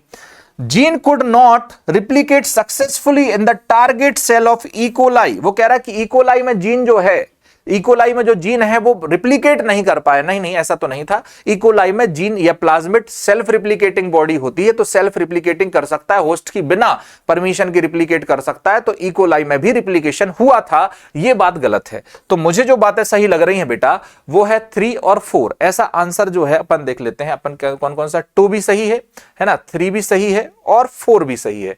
2 3 4, 2 3 4 कहां ऑप्शन है, ये है अपना, है ना, 2 3 4 सी ऑप्शन आ जाएगा, और तो कहीं एक सा नहीं है, नहीं है, ठीक है, आ जाओ आगे बात कर लेते हैं। The different basic step of genetically modified an organism are given below randomly. वो कह रहा है कि किसी जीव को अगर आनुवांशिक रूप से रूपांतरित करना है तो उसके विभिन्न मूलभूत चरण यादृच्छिक दिए हैं, रैंडमली दिए हैं, आपको उनको सीक्वेंस्ड करना है, बहुत सिंपल सा क्वेश्चन है। कह रहा है identification of the DNA with desire gene, बिल्कुल सही बात है भाई, आइडेंटिफिकेशन तो कर लेंगे, ठीक है। फिर कह रहा है कि maintenance of the introduce DNA in the host and transfer of the DNA to its progeny, ये तो थोड़ी बाद की बात हो गई। Introduction of the identified DNA into the host, तो मेरे हिसाब से सबसे पहले अपन क्या करेंगे, आइडेंटिफाई करेंगे, फिर इंट्रोड्यूस कर देंगे होस्ट में, फिर होस्ट में मेंटेन करेंगे तो उसकी प्रोजेनी में चला जाएगा। इसका मतलब पहले आ जाएगा 1, फिर आ जाएगा 3, फिर आ जाएगा 2, ऐसा कोई अपन ऑप्शन ढूंढ लेते हैं, है ना, कि पहले 1 फिर आ जाएगा 3 फिर आ जाएगा 2, ये वाला बेस्ट ऑप्शन हो जाएगा बेटा। कैसे कि सबसे पहले वांछित जीन युक्त डीएनए की पहचान करें, फिर चिन्हित डीएनए जो हमने ढूंढा है उस डीएनए को परपोषी में प्रवेश करा दे, फिर परपोषी में उपयुक्त डीएनए का रखरखाव कर लें, जो भी ये डीएनए इसका रखरखाव कर ले, और वो डीएनए जो है वो आगे इसकी संतति में स्थानांतरित हो जाए, है ना। तो बेस्ट आंसर आ जाएगा 1 3 2। Next, how many fragments will be generated if a linear DNA, linear DNA है बेटा, मान लो ये लीनियर डीएनए है, linear DNA molecule is digested by a restriction enzyme having the 6 recognising site, इसके पास 6 साइट हैं भाई, 6 पैलिंड्रोम हैं और 6 साइट हैं। आ जाओ देखते हैं, 1 2 3 4 5 6 है, तो अब कितने बन रहे, 1, रुक जाओ, ठीक है 6 बन गए। अब देखो गिनो, 1 2 3 4 5 6 7 फ्रेगमेंट बन जाएंगे, है ना, 7 फ्रेगमेंट हो जाएंगे आसानी से। तो जितनी भी, याद रख लो, जितनी भी रिस्ट्रिक्शन साइट होंगी, अगर लीनियर डीएनए, कौन सा डीएनए बेटा, लीनियर डीएनए है, तो जितनी भी साइट होंगी उससे 1 प्लस फ्रेगमेंट बनेगा। लेकिन अगर सर्कुलर डीएनए है तो जितनी भी रिस्ट्रिक्शन साइट है उतने ही फ्रेगमेंट बनेंगे, ये याद रख लेना, है ना। नेक्स्ट, मैच द कॉलम करना है भाई। पीसीआर क्या है, इन विट्रो जीन एम्प्लीफिकेशन होता है, ठीक है। प्लाज्मिड क्या है, सर्कुलर है, extra chromosomal double stranded DNA होता है, सही बात है। अब कह रहा माइक्रो इंजेक्शन क्या है, तो माइक्रो इंजेक्शन जो है वो है वेक्टरलेस जीन ट्रांसफर करते हैं अपन न्यूक्लियस में, मेनली एनिमल्स के में करते हैं। और रेट्रोवायरस क्या है, एक डिसआर्म्ड पैथोजन वेक्टर है जो एनिमल सेल के लिए यूज किया जाता है। डी का आना चाहिए 4, डी का 4 इसमें आ रहा है, इन दो में तो नहीं आ रहा है। और क्या हो सकता है, ए का आना चाहिए 2, ए का 2 इसमें नहीं आ रहा, बेस्ट आंसर हो जाएगा ये बेटा, ए का हो जाएगा। अब इसको भी मिला देते हैं, देखो अंतःपात्र जीन प्रवर्धन जो है ये हो गया, प्लाज्मिड जो हो गया वृत्ताकार अतिरिक्त गुणसूत्रीय, सूक्ष्म अंतःक्षेपण जो हो गया, केंद्रक में संवाहक रहित जीन स्थानांतरण करना, पश्च विषाणु जो है ये हो गया, तो आंसर आ जाएगा, ठीक है। आइए बेटा, क्वेश्चन नंबर 82, ये भी हमें 2 स्लाइड में दे रखा है, इसके शायद ऑप्शन नहीं एक ही में। इनमें से हमें विच one of the following structure formula of the organic compound is incorrectly identified, कौन सा इनमें से गलत आइडेंटिफाई किया गया। निम्न में से जो भी संरचनाएं हमें दे रखी है इनमें से कौन जो है वो गलत पहचानी गई है। देखो पहला वाला डायग्राम जो है वो एक प्रकार का, देखो ये हमारे सामने दे रखा है शुगर, शुगर के साथ एडिनाइन जुड़ा है तो ये एडिनोसिन है, एक प्रकार का न्यूक्लियोसाइड। जो न्यूक्लियोसाइड जो कि आरएनए में और डीएनए दोनों में होता है, लेकिन आरएनए में होता है तो हमारे सामने ये तो सही है, ये भी सही है इधर। चलो ये जो कंपाउंड दे रखा है इसको एराकिडोनिक एसिड बोला है, और एराकिडोनिक कितने कार्बन का होता है बेटा? 20 कार्बन का। क्या ये कंपाउंड 20 कार्बन का है? कैलकुलेट करो, ये 14 कार्बन, ये 15 और ये 16 कार्बन का है, मतलब ये तो पाल्मिटिक एसिड है, मतलब ये गलत है हमारा सामने, यही हमारा सही आंसर है। ये बेटा 16 कार्बन का है, और हमें पता है कि एराकिडोनिक एसिड जो है वो कितने कार्बन का होता है? 20 कार्बन। किसके सहित मानेंगे हम? कार्बोक्सिलिक ग्रुप के सहित, ठीक है, तो ये हमारे सामने गलत है। अगला है ये कोलेस्ट्रॉल का डायग्राम दे रखा है, जो essential a component for animal cell plasma membrane, बिल्कुल सही बात है। तो कोलेस्ट्रॉल जो है वो जंतु कोशिका की प्लाज्मा झिल्ली के लिए आवश्यक घटक है, ये भी सही। अगला ये जो डायग्राम दे रखा है इसमें हमें दे रखा है ग्लिसरॉल, और ग्लिसरॉल के साथ क्या, glycerol attach to fatty acid to form glyceride. क्या इसके साथ यदि मैं फैटी एसिड जोड़ दूं, एक जोड़ूंगा तो मोनोग्लिसराइड, दो जोड़ूंगा तो डाइग्लिसराइड, और तीन जोड़ूंगा तो ट्राइग्लिसराइड, यानी ये भी हमारे सामने क्या है? सही है। यानी आंसर कौन सा आएगा हमारा? सेकंड आएगा। चलिए नेक्स्ट क्वेश्चन पे आते हैं। नेक्स्ट क्वेश्चन दे रखा है कि एन एसिटाइल ग्लूकोजामीन, ठीक है, ब्लैंक है, साथ में ग्लूकोज सेल्यूलोज, जैसे ग्लूकोज जो है उससे सेल्यूलोज बनता है, ऐसे ही एन एसिटाइल ग्लूकोजामीन जिसको हम बोलते हैं नेग, क्या बोलते हैं बेटा? नेग। इस नेग से क्या बनेगा बेटा? हमें पता है काइटिन बनेगा। अरे नाक काटता है ना, तो नेग से क्या बनेगा? काइटिन। इधर भी आओ, एन एसिटाइल ग्लूकोजामीन से काइटिन बनता है, ऐसे ग्लूकोज से क्या बनता है? सेल्यूलोज। चलिए नेक्स्ट क्वेश्चन पे। How many of the macromolecule below, how many of the macromolecule below given are not correctly paired with one of their character? इनमें भी हमें गलत कोई पहचानना है जो गलत, ठीक है, अपने कैरेक्टर के सामने गलत मैच कर रहा है। पहला देखते हैं, अब काइटिन जो है it's basic unit is a nitrogenous containing glucose derivative. क्या काइटिन जो है वो नेक से बनता है? काइटिन किससे बनता है? नेक से। क्या नेक के अंदर नाइट्रोजन है? मतलब ये एक ऐसा ग्लूकोज है जो नाइट्रोजन कंटेन करता है, और ग्लूकोज से ही आगे जाकर चेंज होकर डेरिवेटिव से क्या बना? नेक शुगर बनी, बीटा ग्लूकोज से बनी है, तो काइटिन वाला तो सही मैच है। क्या सेल्यूलोज जो है unbranch polymer of glucose which produce blue colour with iodine? बेटा सेल्यूलोज नहीं देता, वो स्टार्च होता है, सेल्यूलोज कभी भी आयोडीन टेस्ट नहीं देता है, तो ये गलत है। क्या हीमोग्लोबिन के पास 4 सब यूनिट है, पॉलीपेप्टाइड है, जिससे मिलकर वो क्वाटरनरी स्ट्रक्चर बनाता है, ये भी सही बात है। क्वाटरनरी स्ट्रक्चर कौन शो करता है? प्रोटीन का, हीमोग्लोबिन। क्या GLUT4 जो है वो इनेबल करता है insulin transport into the cell? ये भी सही है बेटा। इंसुलिन ट्रांसपोर्ट कि ग्लूकोज ट्रांसपोर्ट? तो यहां पर ग्लूकोज ट्रांसपोर्ट आएगा। GLUT4 जो है वो ग्लूकोज के ट्रांसपोर्ट को इनेबल करता है इनटू द सेल, यानी 2 गलत है और 2 क्या है? यहाँ पे सही है, और 2 सही है, तो इन्होंने तो हमें गलत पूछा था, यानी हमारा आंसर कौन सा आएगा? 2, ठीक है। आइए इधर देखते हैं, क्या काइटिन की जो छोटी इकाई है उसे नेग बोलते हैं, और नेग बनती किससे है? ग्लूकोज से, और ग्लूकोज में नाइट्रोजन जुड़ जाती है और उसके व्युत्पन्नक से बनता है नेग, और नेग से अल्टीमेटली बनता है काइटिन, ठीक है, ये तो सही है। क्या सेल्यूलोज जो है वो अशाखित बहुलक है? बिल्कुल, एक लीनियर चेन होती है, एक रेखीय श्रृंखला होती है। क्या वो आयोडीन के साथ नीला रंग उत्पन्न करता है? बिल्कुल नहीं बेटा, सेल्यूलोज नहीं करता, स्टार्च करता है। स्टार्च में भी हम 2 पार्ट लेते हैं, अमाइलोज और अमाइलोपेक्टिन, इसमें से अमाइलोज करता है, अमाइलोपेक्टिन नहीं करता। हीमोग्लोबिन के पास 4 उप इकाइयां होती है, और इससे मिलकर चतुर्थ संरचना बनती है क्वाटरनरी, ये भी सही बात है। क्या GLUT4 कोशिकाओं में इंसुलिन परिवहन को करता है कि ग्लूकोज परिवहन को? ग्लूकोज परिवहन को, यानी ये जो है गलत है, यानी ऑप्शन कौन सा आएगा? सेकेंड। चलिए नेक्स्ट क्वेश्चन पे आते। नेक्स्ट क्वेश्चन दे रखा है, when the enzyme activity of succinate dehydrogenase is inhibited by the malonate, it is a classic example. बेटा हमें पता है कॉम्पिटिटिव इनहिबिशन का एग्जांपल है, हमें पता है 7 फेरे सक्सिनिक एसिड से फ्यूमेरिक एसिड, एंजाइम का नाम है सक्सिनेट डिहाइड्रोजिनेज, इसी का स्ट्रक्चरल एनालॉग इसके जैसा दिखने वाला कौन है? मेलोनेट। कौन है बेटा? मेलोनेट। और मेलोनेट जो है इसके साथ प्रतिस्पर्धा संदमन करता है, और प्रतिस्पर्धा संदमन द्वारा इस क्रिया को वो रोकता है। मतलब जब मेलोनेट होगा तो ये क्रिया नहीं चलेगी, जब मेलोनेट नहीं होगा तो ये क्रिया चलेगी। कौन से एंजाइम के लिए? सक्सिनेट डिहाइड्रोजिनेज के लिए। आइए नेक्स्ट क्वेश्चन पे आते हैं। नेक्स्ट क्वेश्चन दे रखा है question number 86, choose the incorrect state match. वापस आ गया बेटा। एराकिडोनिक, देखो जो बातें वहां समझाई वो यहां भी कनेक्ट कर रही है। एराकिडोनिक एसिड 20 कार्बन के फैटी एसिड है जिसमें कार्बोक्सिलिक ग्रुप भी आता है। बेटा है कार्बोक्सिलिक लिखा होगा, कार्बोक्सिलिक कार्बन होता है, इंक्लूडिंग कार्बोक्सिलिक कार्बन। यहाँ एराकिडोनिक एसिड में हमें कितने कार्बन दिखेंगे? Total 20 including carboxylic carbon. चलो तो ये तो हमारे सामने सही है। क्या लेसिथिन में phospholipid found in cell membrane? Lecithin नाम का फोस्फोलिपिड सेल मेम्ब्रेन में मिलता है क्या? मिलता है बिल्कुल। क्या साइटिडीन जो है वो एक प्रकार का नाइट्रोजनस बेस है क्या? नहीं बेटा, साइटिडीन जो है वो एक प्रकार का न्यूक्लियोसाइड है, ना कि नाइट्रोजनस बेस। ठीक है, साइटोसिन होता है वो, तो साइटोसिन के साथ जब हम जोड़ते हैं तो हमें मिलता है साइटिडीन। तो नाइट्रोजनस बेस यहाँ साइटिडीन ही है। अगला विनब्लास्टिन आपने पढ़ा होगा, एंटी कैंसरस ड्रग है जो सेकेंडरी मेटाबोलाइट से। इन्हें आंसर कौन सा आएगा? थर्ड। इधर आइए सभी देखो, एराकिडोनिक में कार्बोक्सिलिक कार्बन सहित 20 कार्बन का वसीय अम्ल है।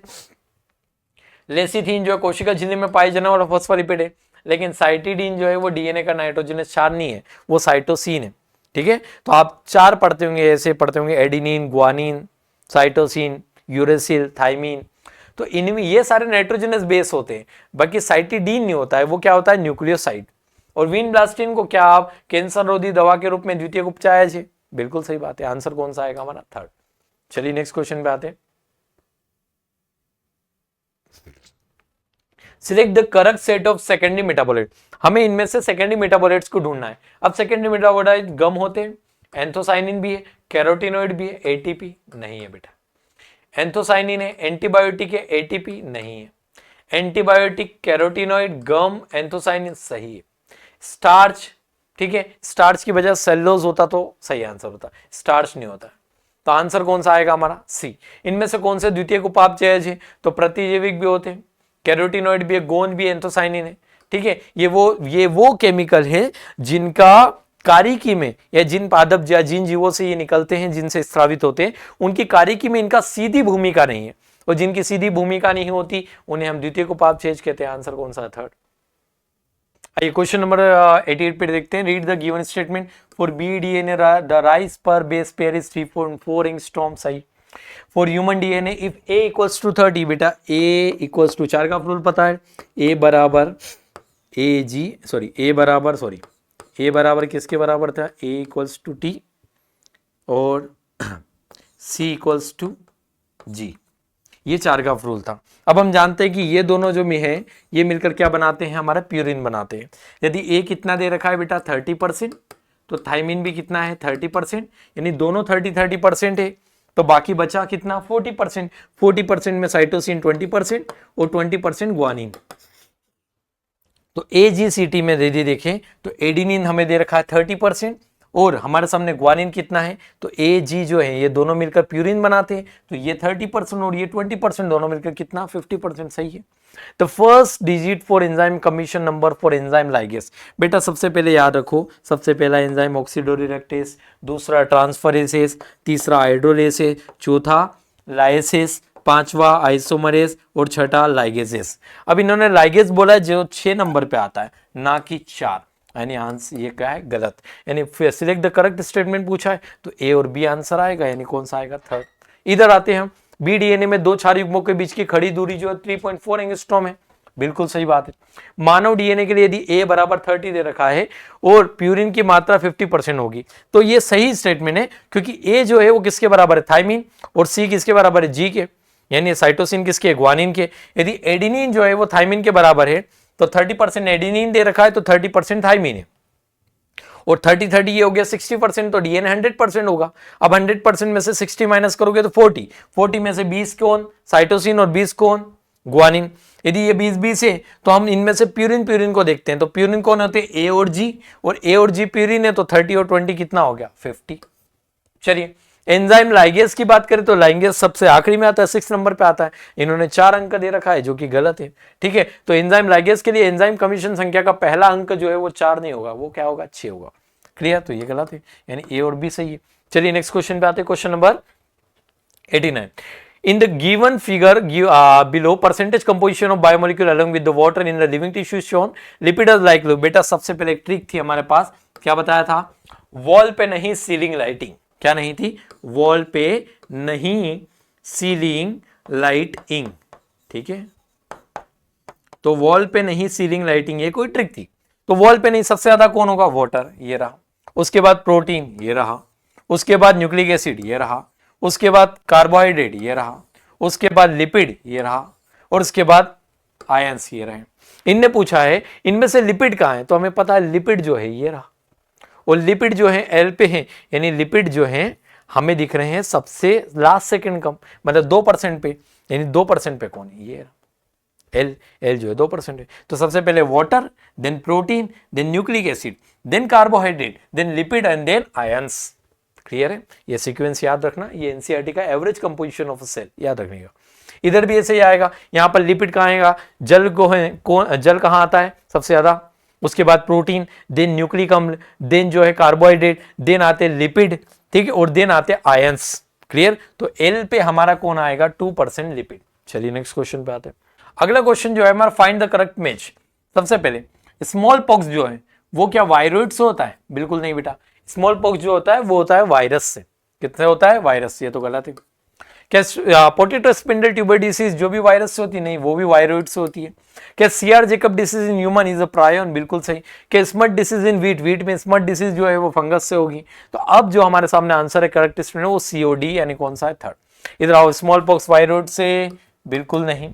अगला, क्या पोटैटो स्पिंडल ट्यूबर डिसीज विषाणु से, नहीं।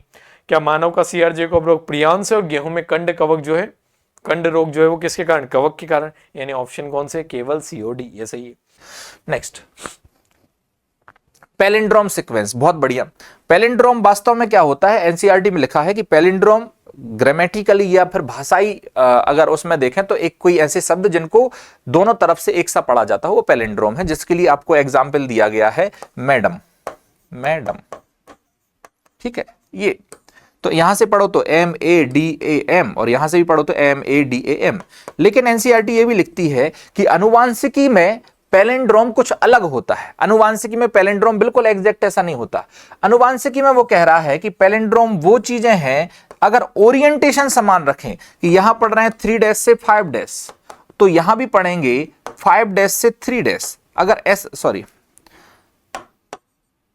तो यहां पढ़ेंगे बेटा,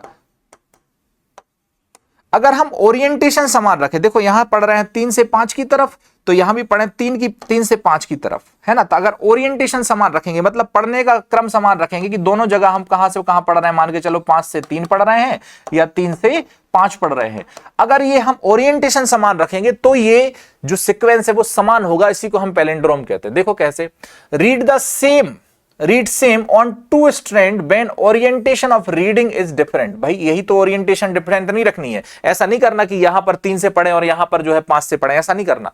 दोनों जगह सेम ओरिएंटेशन पढ़ना है। रीड डिफरेंट रीड कर रहे हैं, नहीं, सेम रीड होना चाहिए। Read same on 2 strand when orientation of reading is same, बिल्कुल सही है।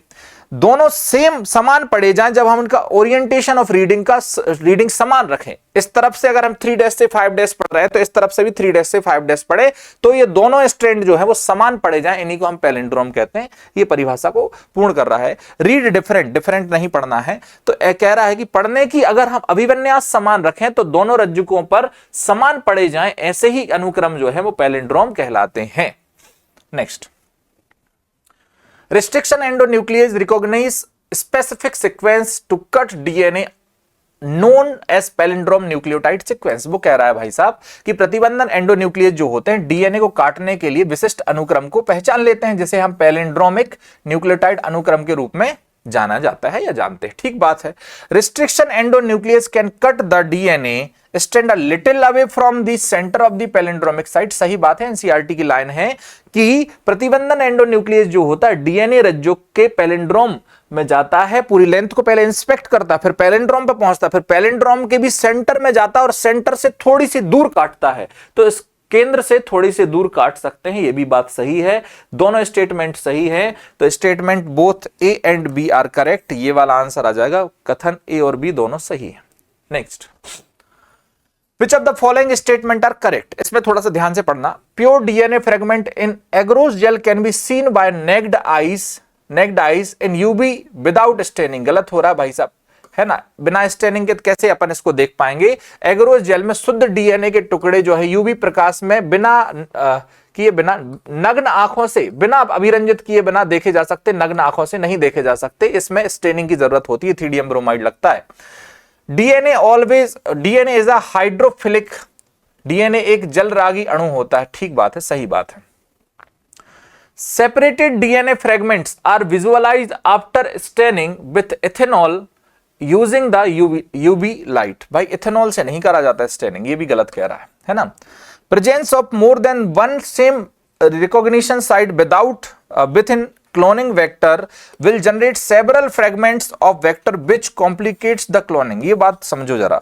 वो कह रहा है कि मान के चलो हमारे पास ये प्लाज्मिड है, इस प्लाज्मिड में मान के चलो बाम H1 की बहुत सारी साइट है, तो बाम H1 ने इसको बहुत ज्यादा जगह से काट दिया है ना। कैसे, देखो मेरी बात समझना ध्यान से। मैं ये कह रहा हूं बेटा कि बाम H1 ने मान के चलो बाम H1 ने इसको बहुत सारी जगह से काट दिया, यहां से भी काट दिया, यहां से, यहां से, यहां से, तो इसकी बहुत सारी साइट हो जाएंगी, तो वो तो बहुत सारे टुकड़े हो जाएंगे सर्कुलर डीएनए के। तो मतलब ये कह रहा है कि जिससे कॉम्प्लिकेटेड हो जाएगी ये प्रोसेस, बिल्कुल सही बात है, तो ये सही है, ठीक है। ये गलत था, ये सही था, ये गलत था, है ना। तो इसमें सही कौन कौन से हैं? सही हैं 2 और 4, सही हैं 2 और 4, है ना। तो सेकंड और फोर्थ सही है। नेक्स्ट आगे, choose correct statement. If a protein encoding gene is expressed in a heterologous host, then it is called as recombinant protein। बिल्कुल सही बात है, एनसीईआरटी की लाइन है। यदि एक प्रोटीन कूटलेखन जीन एक विषमजात परपोषी में, समजात नहीं विषमजात परपोषी में अभिव्यक्त होता है तो इसे पुनर्योगज प्रोटीन कहा जाता है, ठीक है, सही है।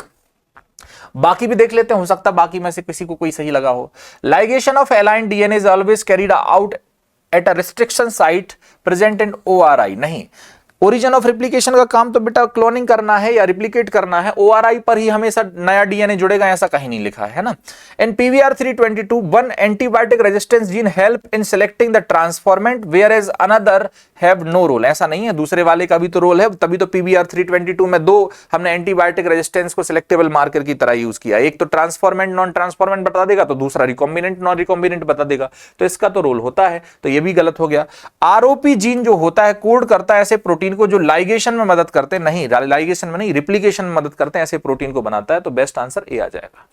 Next, which among the following is correct regarding the bioreactor. Bioreactor के संदर्भ में कौन सा सही है? It can process small volume of culture. यह संवर्धन के लिए छोटे आयतनों को संसाधित कर सकता है। बिल्कुल नहीं करेगा भाई, उसकी कैपेसिटी बहुत ज्यादा होती है, तो छोटे के लिए क्यों करेगा? छोटा बर्तन में अगर हमें भाई कम क्वांटिटी में बना तो हम छोटे बर्तन में बनाते हैं। इतना बड़ा सा बर्तन है, उसमें अगर हम कोई कल्चर कर रहा है तो छोटे वॉल्यूम में क्यों करेंगे? लॉजिक ही नहीं इस बात का, तो इसको गलत मानेंगे। It provide optimum temperature, salt, vitamin and oxygen, सही बात है। In a sparge stirring tank bioreactor air is bubbled which dramatically increase the oxygen transfer area। दंड बिडोला खोज में बायोरिएक्टर के वायु के बुलबुले के रूप में दी जाती है और ऑक्सीजन स्थानांतरण के क्षेत्र को प्रभावी तरीके से बढ़ा देते हैं। बिल्कुल ये दंड बिडोलक के बारे में सही बात कह रहा है ना। बुलबुले छूटते हैं, वो ऑक्सीजन के सरफेस एरिया को बढ़ा देते हैं, तो करेक्ट पूछा है ना, करेक्ट है ना। तो करेक्ट जो है वो सेकंड और थर्ड हो जाएगा बेटा, ठीक है। नेक्स्ट, ये तो नीट का फेवरेट क्वेश्चन है, ये तो आ ही सकता है ना। तो इसमें आइडेंटिफाई करना है 1 से लेकर के 5 तक जो दिया हुआ है। भाई एक तो मुझे ऐसा लग रहा है कि ये मोटर है, ठीक है, मोटर है।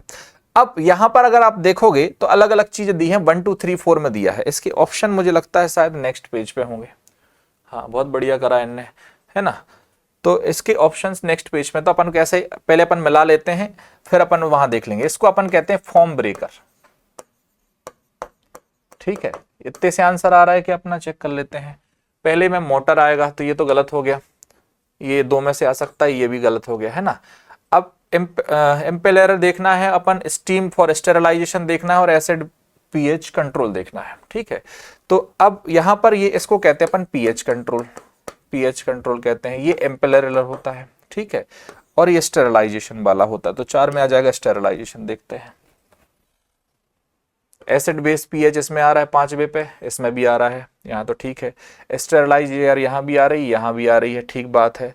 अब यहाँ फॉर्म ब्रेकर कहाँ लिखा हुआ? 3रे पे। यहाँ फॉर्म ब्रेकर लिखा हुआ 2रे पे, यही सही है ना। तो ये वाला जो है सही हो जाएगा सेकंड ऑप्शन सही हो जाएगा कि पहला है मोटर, दूसरा है झाग तोड़ने वाला फैन, तीसरा है चपटे फलक वाला प्रेरक, चौथा है बाष्प निर्जीवीकरण हेतु, और 5वां जो है अम्ल क्षार के नियमन हेतु जो पोर्ट है वो है, ठीक है। नेक्स्ट आ जाओ। In F2 generation of Mendelian dihybrid cross, if there are 2000 plant, find out the number of plant with this genotype। बढ़िया क्वेश्चन है, एक स्टेप में सॉल्व करना मैं दिखाता हूं। वो ये कह रहा है कि भाई साहब F2 जनरेशन है, F2 जनरेशन में हमारे लिए टोटल 2000 प्लांट मिले हैं, ठीक बात है। अब इन 2000 में से हमें ये बताना है कि ऐसे वाले प्लांट कितने होंगे, है ना। हमें ये बताना है कि ऐसे वाले प्लांट कितने होंगे, ऐसे वाले प्लांट कितने होंगे। Capital T small T, capital R small R. मैंने आपको क्लास में एक ट्रिक सिखाई थी कि कभी भी डाई हाइब्रिड के बारे में पूछे तो monohybrid into monohybrid is equal to dihybrid होता है। अगर हम ऐसा मानते हैं कि ये दो मोनोहाइब्रिड क्रॉस हैं, डाई हाइब्रिड छोड़ दो, ये दो मोनोहाइब्रिड क्रॉस हैं, तो एक बात बताओ बेटा, ये वाला जीनोटाइप कितना आएगा, 4 में से कितना आता है, 2। तो क्या मैं इसको 2/4 नहीं लिख सकता? लिख सकता हूं। इस वाले मोनोहाइब्रिड में भी ये कितना आएगा, 2/4। इन दोनों का इंटू कर दो, तो 2 दूनी क्या हो गया 4, और 4 चौके क्या हो गया 16। ठीक है, कुल मिलाकर के इस 4/16 को क्या मैं 1/4 नहीं लिख सकता? लिख सकता हूं। 1/4 पार्ट जो है वो इसका रहेगा। अब टोटल नंबर कितने हैं, 2000 इंटू 2000।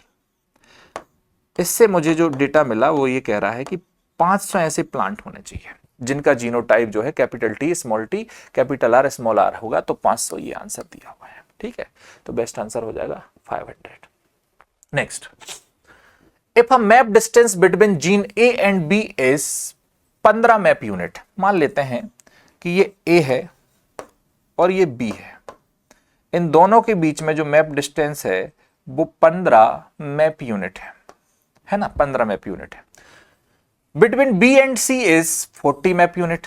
अब बी और सी के बीच में 40 है तो मैं सी को यहां बना देता हूं, तो बी और सी के बीच में जो है 40 मैप यूनिट है ना। Between A and C is 25, तो ए और सी के बीच में जो हो गया वो 25 हो गया, तो 25 और 15 40 हो गया।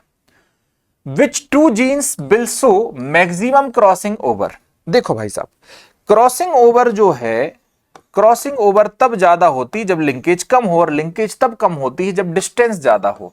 तो जिन दो में जितना ज्यादा डिस्टेंस होगा उनमें उतनी ज्यादा क्रॉसिंग ओवर होगी। और यहां पर हमने ऑलरेडी बना रखा है कि सी और बी में सबसे ज्यादा डिस्टेंस है, वो भी कितना है 40 मैप यूनिट का डिस्टेंस है। तो बी और सी इसका आंसर हो जाएगा। इन्हीं में सबसे ज्यादा क्या होगा, क्रॉसिंग ओवर होगा, इन्हीं में सबसे ज्यादा रिकॉम्बिनेंट्स बन सकते हैं। लेकिन एक और बात याद रखना, रिकॉम्बिनेंट्स मैक्सिमम हो सकते हैं 50% है ना, इससे ज्यादा नहीं हो सकते रिकॉम्बिनेंट। नेक्स्ट,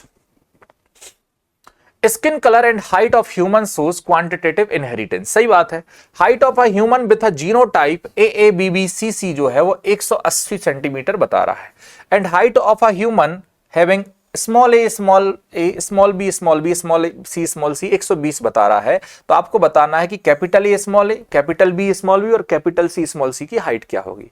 क्वांटिटेटिव इनहेरिटेंस का क्वेश्चन है, ध्यान से समझना मैं जो कहना चाह रहा हूं। बेटा एक ह्यूमन है, उसका जीनोटाइप है, मान लो capital A capital B capital C. इसकी हाइट हमें दे रखा है 180 सेंटीमीटर। बहुत बढ़िया सर। दूसरा एक ह्यूमन है, उसका जीनोटाइप दे रखा है small A small B small सी। इसकी हाइट दे रखी है हमें 120 centimetre.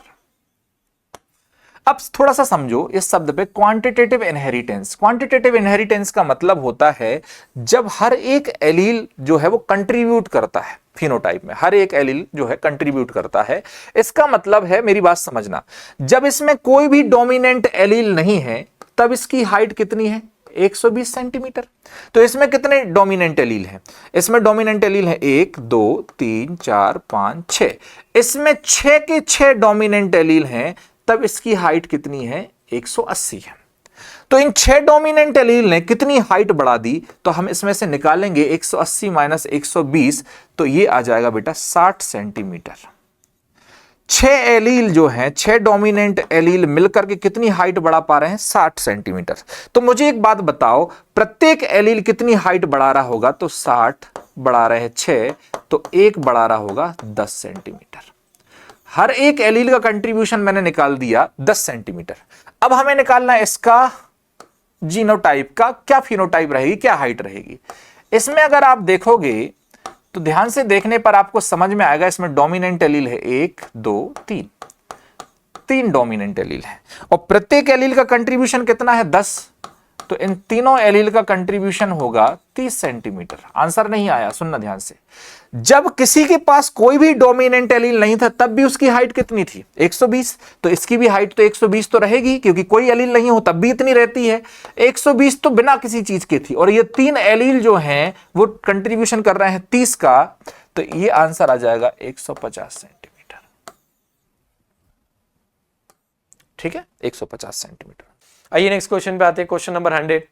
With respect to the given diagram given below, correctly identify the part where genetic material of the agent organism present. बेटा ये बैक्टीरियोफेज का डायग्राम है, ये इसका कैप्सिड और इसी के अंदर जेनेटिक मटेरियल होता है, यानी ओनली ए इज आंसर। बेटा बैक्टीरियोफेज जीवाणुभोजी के अंदर ये वाला भाग है, यहाँ न्यूक्लिक अम्ल होगा, ये वाले भाग को हम कैप्सिड कहते हैं जो छोटी छोटी इकाइयों से मिलकर बना है जिन्हें कैप्सोमियर कहते हैं। ठीक है, यानी कौन सा आंसर आएगा, केवल ए। अगले पे आते हैं, क्वेश्चन नंबर 101 बीजीए। बीजीए क्या यानी ब्लू ग्रीन एल्गी। और ब्लू ग्रीन एल्गी की बात करें, क्या वो एल्गल ब्लूम फॉर्म करती है पॉल्यूटेड वाटर में? सही है। क्या contain both chlorophyll A and B? ठीक है। क्या परफॉर्म एन ऑक्सीजनिक? ये भी नहीं, गलत। ये भी क्या है, गलत, क्योंकि दोनों नहीं होते। क्या perform an oxygenic photosynthesis? Oxygenic photosynthesis, they are the first organism who do oxygenic photosynthesis. Have no gelatinous sheath around their colonies। अरे होती है, gelatinous sheath होती है इनके आसपास, जैसे म्यूसिलिजिनस शीट भी कहते हैं। क्या प्रदूषित जल में शैवाल प्रस्फुटन का निर्माण करते हैं? बिल्कुल, जल प्रस्फुटन भी बोलते हैं इसको। क्या दोनों क्लोरोफिल ए भी रखते हैं? नहीं होते। क्या अनॉक्सी नहीं करते हैं? क्या निवही के चारों, निवही यानी कॉलोनी, कॉलोनी के चारों जिलेटिन का आवरण नहीं होता? होता है। अगले नेक्स्ट क्वेश्चन पे आते हैं। नेक्स्ट क्वेश्चन है हमें एस्कोमाइसिटिस और बेसिडियोमाइसिटिस के बीच में डिफरेंस दे रखा है और इनमें से हमें करेक्ट डिफरेंस को चूज करना है। क्या डाइकेरियन फेज इज लोंगर फेज? बेटा लोंगर जब फेज आ जाए तो बेसिडियो में होता है। बेटा ये बात ध्यान रखो, n+n स्टेज दोनों में होती है, एस्को में भी और बेसिडियो में भी। तो एस्को और बेसिडियो दोनों में हमें n+n स्टेज दिखेगी, लेकिन n+n स्टेज ज्यादा लंबे समय तक किसमें चलती है? बेसिडियो। कम समय तक किसमें? एस्को में। होती दोनों में, इसलिए हमारे लिए यहां जो आंसर है वो आएगा हमारा कौन सा? ये तो गलत हो गया, क्योंकि यहां लोंगर किसमें दी है? एस्को में। Floating body represent the diploid phase. बेटा फ्लोटिंग बॉडी में n+n स्टेज ही होती है, फ्लोटिंग बॉडी में तो बनेगा। अब जब n+n स्टेज है तो डिप्लॉयड हैप्लॉयड की बात ही नहीं करना चाहिए। अगला, sexual spore are form endogenously in ascus. बिल्कुल, सेक्सुअल स्पोर जो है एस्कोस्पोर वो एंडोजिनसली प्रोड्यूस होते हैं एस्कोमाइसिटीज में, और sexual spore are form exogenously on the basidium. ये भी सही बात है, तो ये हमारे सामने सही है। तो ये मेरे को लगता है ये, हाँ यही। Asexual reproduction takes place by conidia. बिल्कुल होता है कोनिडिया के थ्रू, और इनके अंदर एसेक्सुअल स्पोर जनरली फॉर्म। बेटा एसेक्सुअल स्पोर ही नहीं होते इनके अंदर, ये गलत है। तो हमारा आंसर कौन सा है? थर्ड आंसर है। इधर आओ बेटा, द्विकेंद्र की अवस्था आप जानते हो n+n। तो ये जो स्टेज होती है n+n, इसको द्विकेंद्र की अवस्था कहते हैं। अब द्विकेंद्रक प्रावस्था जो है वो दोनों में उपस्थित है, लेकिन लंबे समय तक किसमें चलेगी? बेसिडियो में। कम समय तक किसमें चलेगी? एस्को में। ठीक है, ये एस्कोमाइसिटीज है। अगला, फलनकाय जीवन चक्र की द्विगुणित अवस्था। तो पहला तो गलत हो गया, द्विगुणित अवस्था का दर्शाती है। बेटा फलनकाय में शुरुआत में ऐसी स्थिति होती है दोनों में, डाइकेरियन द्विकेंद्र की, और दोनों में द्विकेंद्रक प्रावस्था होती है n+n। तो अगुणित द्विगुणित बोलो ही मत, उसको n+n बोलो। तो ये भी गलत है।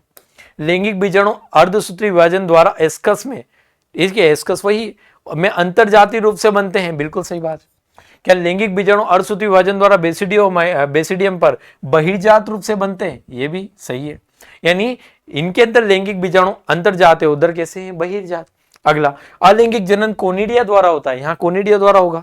और अलैंगिक बीजाणु सामान्यतः बीजाणुधानी। बेटा होता ही नहीं है, अलैंगिक बीजाणु ही नहीं होता, यानी ये गलत है। आंसर कौन सा आ गया हमारा? थर्ड। चलिए नेक्स्ट क्वेश्चन हमारे सामने जो है वो है question number 103। Regarding virus consider given statement and select correct option. Virus are intercellular, नहीं बेटा intracellular. Capsid of TMV is made up of 2130 capsomere, सही है। And have 6400 base pair. बेटा बेस पेयर नहीं हो सकते। देखो टीएमवी टोबैको मोज़ेक वायरस जिसमें सिंगल स्ट्रैंडेड आरएनए होता है, और यदि कोई सिंगल स्ट्रैंडेड आरएनए होता है तो उसमें बेस पेयर नहीं बनते। सिंगल स्ट्रैंडेड में बेस पेयर नहीं होती, ये न्यूक्लियोटाइड है।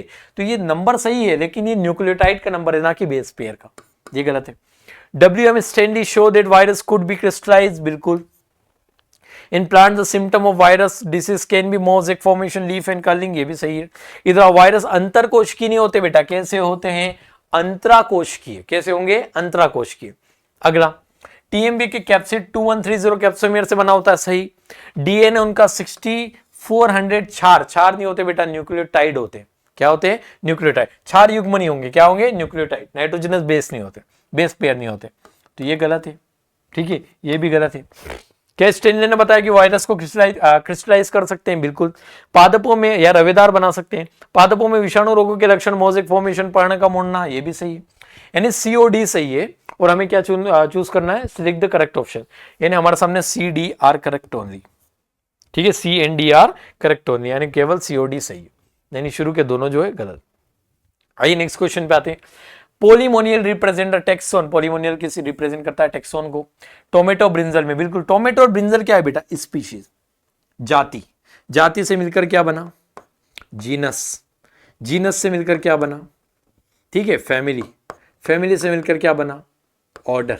और पॉलीमोनियल से क्या है? ऑर्डर। यदि ये ब्रिंजल और टोमेटो के बीच में कहीं रैंक को रिप्रेजेंट करेगा, दोनों को, क्या लिखा है क्वेश्चन में? This represent which rank category during classification process of this two plant with respect to ascending. जब हम असेंडिंग अरेंजमेंट में जाएंगे तो दोनों के लिए सिमिलर पॉलीमोनियल्स कब आएगा? जाति में तो नहीं आ सकता, ठीक है, जीनस में भी नहीं, कुल में भी नहीं, फैमिलीज में भी नहीं, किस में आएगा बेटा? ऑर्डर में, क्योंकि ऑर्डर दोनों का सेम है। तो पॉलीमोनियल्स ऑर्डर दोनों का क्या है? सेम। और पॉलीमोनियल्स ऑर्डर पहला, दूसरा, तीसरा, चौथा, कौन सा नंबर पे आ रहा है? फोर्थ। अरे क्लियर हुआ ना? तो असेंडिंग ऑर्डर में पॉलीमोनियल्स दोनों के लिए कहां सिमिलर होगा? ऑर्डर्स पे जाके, क्योंकि पॉलीमोनियल फोर्थ नंबर पर आता है। असेंडिंग में जाओगे तो नीचे से ऊपर, और डिसेंडिंग में जाओगे तो ऊपर से नीचे, यानी आंसर कौन सा आएगा? हमारा ऑर्डर। इधर भी सेम यही होता कि जब ऊपर की ओर जाते तो पहले जाति, फिर वंश, फिर कुल, फिर हमारे सामने गण आता, और गण है पॉलीमोनियल्स किसका? टमाटर और बैंगन का। तो इन दोनों के वर्गीकरण में पॉलीमोनियल उपयोग होता है कौन से स्तर पर? फोर्थ पे। कौन से अरेंजमेंट में? असेंडिंग। असेंडिंग बोले तो आरोही। कौन सा क्रम है? आरोही। चलिए अगला। दो क्लिक तो नहीं कर दिए बेटा अपन? चलिए, unicellular eukaryotes are included in under which kingdom? बेटा यूनिसेलुलर यूकैरियोट से तो हमें पता है प्रोटिस्टा में होते हैं, प्रोकैरियोट्स होते हैं तो हम बोलते हैं मोनेरा में। चलिए, एक कोश की यूकैरियोट्स किस जगत में सम्मिलित है? तो हमें पता है प्रोटिस्टा। चलिए नेक्स्ट क्वेश्चन पे आते हैं। Question number 106। Consider the given statement according to 5 kingdom classification system of R.H. Whittaker. Chlamydomonas and Spirogyra. Spirogyra दूसरी फंगस है बेटा, ये यूनिसेलुलर नहीं है। वह प्लेस्ड इनटू 2 डिफरेंट किंगडम, बिल्कुल सही बात है, ये यूनिसेलुलर, ये multicellular. Unicellular are included in या are placed in kingdom.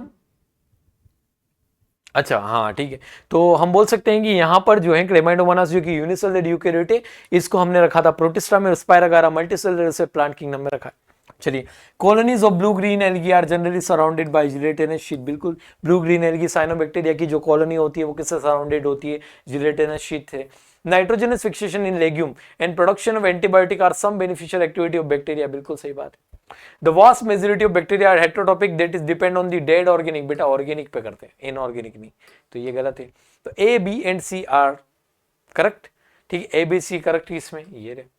Clear? Hindi में आते हैं। दिए गए कथनों पर विचार कीजिए। R.H. विटेकर की 5 जगत अवधारणा के अनुसार क्लेमाइडोमोनास एक कोश की है और स्पाइरोगायरा बहुकोश की को भिन्न जगत में रखा। इन्हें हमने रखा विटेकर के अनुसार प्रोटिस्टा में, इन्हें रखा हमने पादप जगत में। नील हरित शैवाल की कॉलोनियां सामान्यतः जिलेटिन अस्तर से आवृत होती है। लेग्यूम्स में नाइट्रोजन स्थिरीकरण या प्रतिजीवक का उत्पादन जीवाणुओं की कुछ लाभकारी प्रक्रिया है। बिल्कुल सही बात है। अधिकांश जीवाणु मुख्य रूप से विषम पोषी होते हैं, अर्थात वे भोजन के लिए मृत, अकार्बनिक नहीं बेटा, मुख्यतः जो है वो कार्बनिक पर निर्भर होते हैं, यानी ये गलत है हमारे सामने। शुरू के 3 स्टेटमेंट सही है, ए, बी, सी सही है, और जो डी है वो गलत है। चलिए नेक्स्ट क्वेश्चन की ओर बढ़ते हैं। नेक्स्ट क्वेश्चन में हमें जिम्नोस्पर्म का डायग्राम दे रखा है। Find the correct option with respect to the given diagram. ये जो गिवन डायग्राम है बेटा गिंको बाइलोबा का है, और गिंको बाइलोबा ये हमारे सामने एक ऑप्शन में। इसमें डोमिनेंट स्टेज जो है वो स्पोरोफाइट होती है, जो कि कैसी होती है? 2n। बेटा ये डायग्राम जो है गिंको बाइलोबा का, इसमें छोटी स्टेम, बड़ी स्टेम दिखाई है, छोटी बामन, बड़ी बामन, ठीक है, या बामन तना या बड़ा तना, ऐसा दिया। अब गिंको इसमें दिया है, तो गिंको बाइलोबा एग्जाम्पल है, जीवन की प्रभावी व्यवस्था बीजाणुविद है, सही है। चलिए नेक्स्ट क्वेश्चन पे आते हैं। नेक्स्ट क्वेश्चन, क्वेश्चन नंबर 108 पे आते हैं। Question number 108, mark the correct statement from the following. Selaginella and Marsilea Salvinia and Azolla are homosporous pteridophyte. ये होमोस्पोरस नहीं है, हेटेरोस्पोरस है। The development of male gametophyte in gymnosperm do not start from inside. अरे बेटा, male gametophyte कौन होता है इनके अंदर? पोलन ग्रेन, और पोलन ग्रेन तो माइक्रोस्पोंजियम के अंदर ही बनना शुरू हो जाता है, तो ये भी गलत। इन्हें कहा do not start. Seed formation ओकर इन ऑल वास्कुलर प्लांट। अब वास्कुलर प्लांट कौन होते हैं? Pteridophyte, gymnosperm and angiosperm. तीनों में सीड नहीं बनते, सीड केवल इन दोनों में बनते। तो कहने को तीनों वास्कुलर प्लांट है, लेकिन सीड फॉर्मेशन होता है क्या? नहीं होता। क्या in Cycas megasporophyll don't arrange around an axis to form compact strobili? क्या साइकस के अंदर मेगास्पोरोफिल तो होती है, लेकिन मेगास्पोरोफिल कॉम्पैक्ट स्ट्रक्चर मिला के फीमेल कोन नहीं बनाती? सही बात है। तो यहाँ मेगास्पोरोफिल जो है वो अरेंज होके कभी भी कॉम्पैक्ट स्ट्रोबलाई का फॉर्मेशन नहीं करती, यही आंसर है। इधर आते हिंदी में। सिलेजनेला मार्शिलिया से साल्विनिया और एजोला जो है वो हमारे सामने समबीजाणु टेरिडोफाइट है, नहीं है। जिम्नोस्पर्म में नर युग्मकोद्भिद का परिवर्तन लघु बीजाणुधानी के अंदर आरंभ नहीं होता है, अरे हो जाता है। बीज का निर्माण सभी संवहनी पादपों में उपस्थित होता है, नहीं बेटा, टेरिडोफाइट्स में नहीं होता। ये भी संवहनी पादप है, लेकिन इनमें बीजी प्रकृति दिखाई देती है, लेकिन बीज निर्माण नहीं होता। साइकस में गुरु बीजाणु पर्ण, क्या साइकस में मादा शंकु अनुपस्थित होता है? क्यों? क्योंकि उसमें गुरु बीजाणु पर्ण होती है, लेकिन वो गुरु बीजाणु पर्ण कभी भी आपको ऐसे एक सघन संरचना जिसे हम कहते हैं शंकु में उपस्थित होती नहीं है। यही हमारा सही आंसर है। चलिए आइए नेक्स्ट क्वेश्चन पे आते हैं। चूज द इनकरेक्ट पूछा है, गलत मत कर देना। Incorrect statement regarding the haemophilia. Haemophilia क्या होता है? सबसे पहले तो आप समझ लो, एक्स लिंक डिसीज होती है। ठीक, एक्स लिंक डिसीज होती है haemophilia. Cause by gene mutation, बिल्कुल सही बात है। मेंडेलियन डिसऑर्डर जितने भी होते हैं जीन म्यूटेशन होता है। Patient have high risk of excessive bleeding, अगर भाई चोट वोट लग जाए तो खूब सारा रक्त जो है स्त्राव हो सकता है, सही बात है। This disease falls under the same category as phenyl ketonuria, नहीं भाई साहब, हीमोफीलिया एक्स लिंक्ड है, फिनाइल कीटोन्यूरिया जो है ऑटोसोमल रिसेसिव है, तो एक ही कैटेगरी में फॉल नहीं करती है, तो गलत हो गया। इस single protein that is a part of cascade mechanism or cascade of proteins involved in the blood clotting is affected। बिल्कुल सही बात है कि इसमें कैस्केड मैकेनिज्म जो होती है ब्लड क्लॉटिंग की वो अफेक्ट हो जाती है, जिसकी वजह से ब्लड क्लॉटिंग जो हो बहुत ज्यादा डिले हो जाता है, जिसकी वजह से एक्सेसिव ब्लड लॉस होता है। ये बात भी जो है सही है। इसका मतलब हीमोफीलिया के संदर्भ में गलत क्या है कि यह रोग फिनाइल कीटोन्यूरिया की समान श्रेणी में आता है, नहीं। फिनाइल कीटोन्यूरिया ऑटोसोमल रिसेसिव है, हीमोफीलिया जो है एक्स लिंक्ड जो है रिसेसिव होता है। ठीक है, next. Mendel work on Pisum sativum, है ना, सोच दैट, मेंडल ने जो है मटर के पादप पे कार्य किया था, उससे वो क्या दर्शा रहा था, उससे उनको क्या पता चला होगा, या क्या उस एक्सपेरिमेंट से हम क्या पता कर सकते हैं, ये बता रहा है। Allele always shows blending inheritance, नहीं भाई साहब, एलील हमेशा मिश्रित थोड़ी होते हैं। मिश्रित होते तो फिर तो कैपिटल टी स्मॉल टी जो है मंझला पादप पैदा होता है ना, सबसे बड़ा क्यों रहता है? तो मिश्रण तो नहीं होता है, ब्लेंडिंग तो नहीं होती है। F1 does not resemble either of the two parents, नहीं, ऐसा नहीं है। जो ये कैपिटल टी और स्मॉल टी से अपन ने क्रॉसिंग करवाई थी, तो ये F1 बनी थी। ये F1 दोनों जनकों में से किसी की तरह नहीं दिख रही थी, ये बात तो गलत है, क्योंकि ये जो है वो बिल्कुल इसकी तरह दिख रही थी, ये भी लंबे थे तो ये भी लंबे थे, तो F1 does not resemble, तो ये तो गलत हो गया। In a dissimilar pair of factors, members of one pair are co-dominant। वो कह रहा है कि अगर दो ऐसे हैं डिसिमिलर पेयर हो तो ये कोडोमिनेंस दिखाएंगे, नहीं भाई साहब, ये वाला जो है डोमिनेंट है इसके ऊपर, तो यही तो डोमिनेंस है, कंप्लीट डोमिनेंस दिखाता है। मेंडल जब एक्सपेरिमेंट कर रहे थे तब कोडोमिनेंस का कोई कॉन्सेप्ट ही नहीं आया था तब तक, है ना, तो ये भी नहीं होगा। Genotype of F2 plant can be determined by crossing it with a recessive plant, हाँ ये सही कह रहा है, ये टेस्ट क्रॉस की बात कर रहा है बेसिकली, कि टेस्ट क्रॉस कर सकते हैं हम, जीनोटाइप देख सकते हैं। कैसे? मान के चलो F2 में मान के चलो कोई पादप है, या तो ये वाला है या तो ये वाला है। अब वास्तव में ये पादप जो लंबा वाला पादप है वो कौन सा है, इसका अगर हमें जीनोटाइप ज्ञात करना है तो इसको हम क्या कर दें, रिसेसिव से क्रॉस करा दें, तो टेस्ट क्रॉस आ जाएगी। टेस्ट क्रॉस में क्या होता है, अगर पूरी की पूरी प्रोजनी जो है वो लंबी दिख रही है तो ये वाला है, और अगर आधी लंबी और आधी बोनी दिख रही है तो ये वाला है ना, तो ये वाला आंसर जो है बेस्ट हो जाएगा इसमें। Next, given pedigree does not represent, the given pedigree does not represent inheritance of a disease. नीचे दी गई जो वंशावली है किस रोग की वंशागति को नहीं दर्शाती? बहुत बढ़िया क्वेश्चन है। इसमें आप जो तुक्का मार के आए हो वो तो सही निकला है, लेकिन वो लॉजिक जो है जो आपने लगाया है वो गलत है ना, इस वजह से ध्यान से देख लो। पहले हम क्या करते हैं, मैंने आपको नियम सिखाए हैं कि पहले हम किसी भी चीज को बाइलिंक्ड के लिए क्रॉस करेंगे, फिर एक्स लिंक्ड के लिए, है ना, फिर हम करेंगे किसके लिए, ऑटोजोमल के लिए। ठीक है, एक और मैंने मेथड बताया था आपको कि ऑटोजोमल डोमिनेंट के लिए क्या, ऑटोजोमल डोमिनेंट नहीं, डोमिनेंट के लिए क्या है और रिसेसिव के लिए क्या नियम है। मैं पूरे नियम इसलिए बता रहा हूं, देखो क्वेश्चन तो मैं पल भर में सॉल्व कर दूंगा, लेकिन ये पूरे नियम आपको रिवाइज करा देता हूं ताकि आपको आगे कठिनाई ना आए। बाइलिंक्ड के लिए नियम है कि कोई भी वंशावली है, कोई भी पेडिग्री है, उसमें सभी मेल एक ही परिवार के सभी मेल अफेक्टेड हैं तो बाइलिंक्ड है। एक ही परिवार के सभी मेल अफेक्टेड हैं तो बाइलिंक्ड है। आ जाओ देखो, अब ये एक परिवार है, इसका ये मेल अफेक्टेड है लेकिन ये मेल अफेक्टेड नहीं है, फिर ये मेल अफेक्टेड है, तो ये बाइलिंक्ड तो नहीं है, बाइलिंक्ड नहीं है, बाइलिंक्ड नहीं है ये डिसीज, है ना।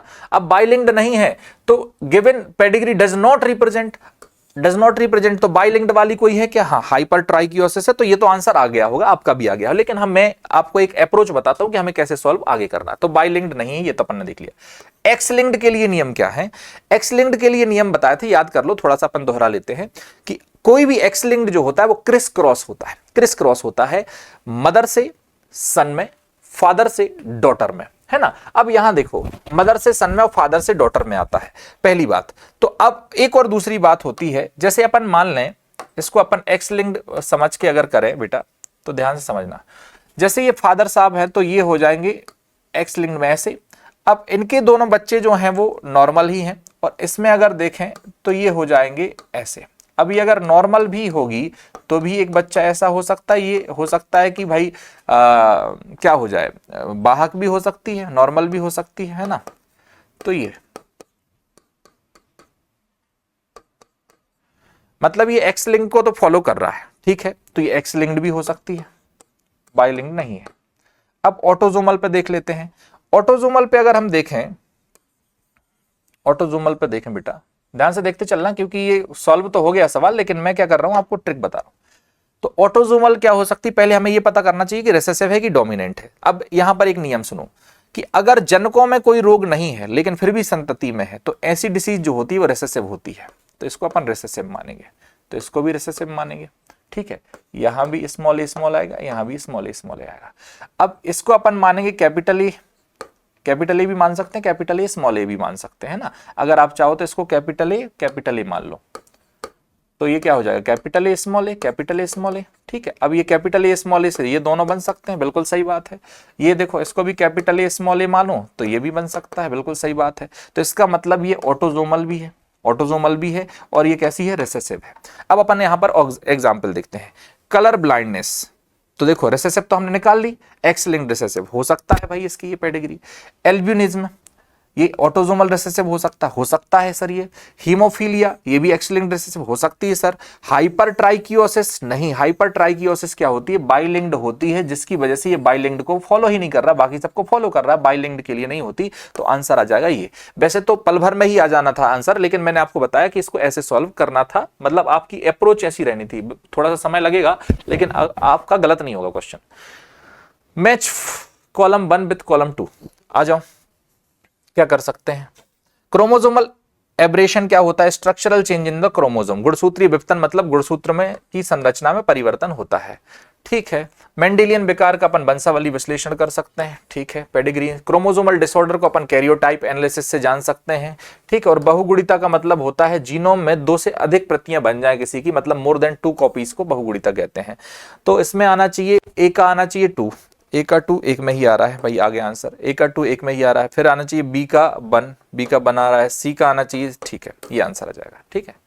Next, in human XXY individual are male with Klinefelter syndrome, which of the following most common reason for this disease. मैंने कहा था कि भाई जब भी ये क्लाइनफेल्टर सिंड्रोम होता है, टर्नर सिंड्रोम होता है, डाउन सिंड्रोम होता है, तो इसमें non disjunction of the chromosome हो जाता है, जिसकी वजह से जब प्रोजनी होती है उसमें या तो क्रोमोसोम्स की संख्या बढ़ जाती है या तो क्रोमोसोम्स की संख्या कम हो जाती है। अब यहां पर ये कह रहा है कि अगर भाई किसी एक इंडिविजुअल में जो कि मेल है, इस मेल इंडिविजुअल में क्या हुआ है कि 44 ऑटोजोम तो थे ही, XXY वाली कंडीशन हो गई, मतलब कुल मिलाकर के इसमें 47 क्रोमोसोम हो चुके हैं।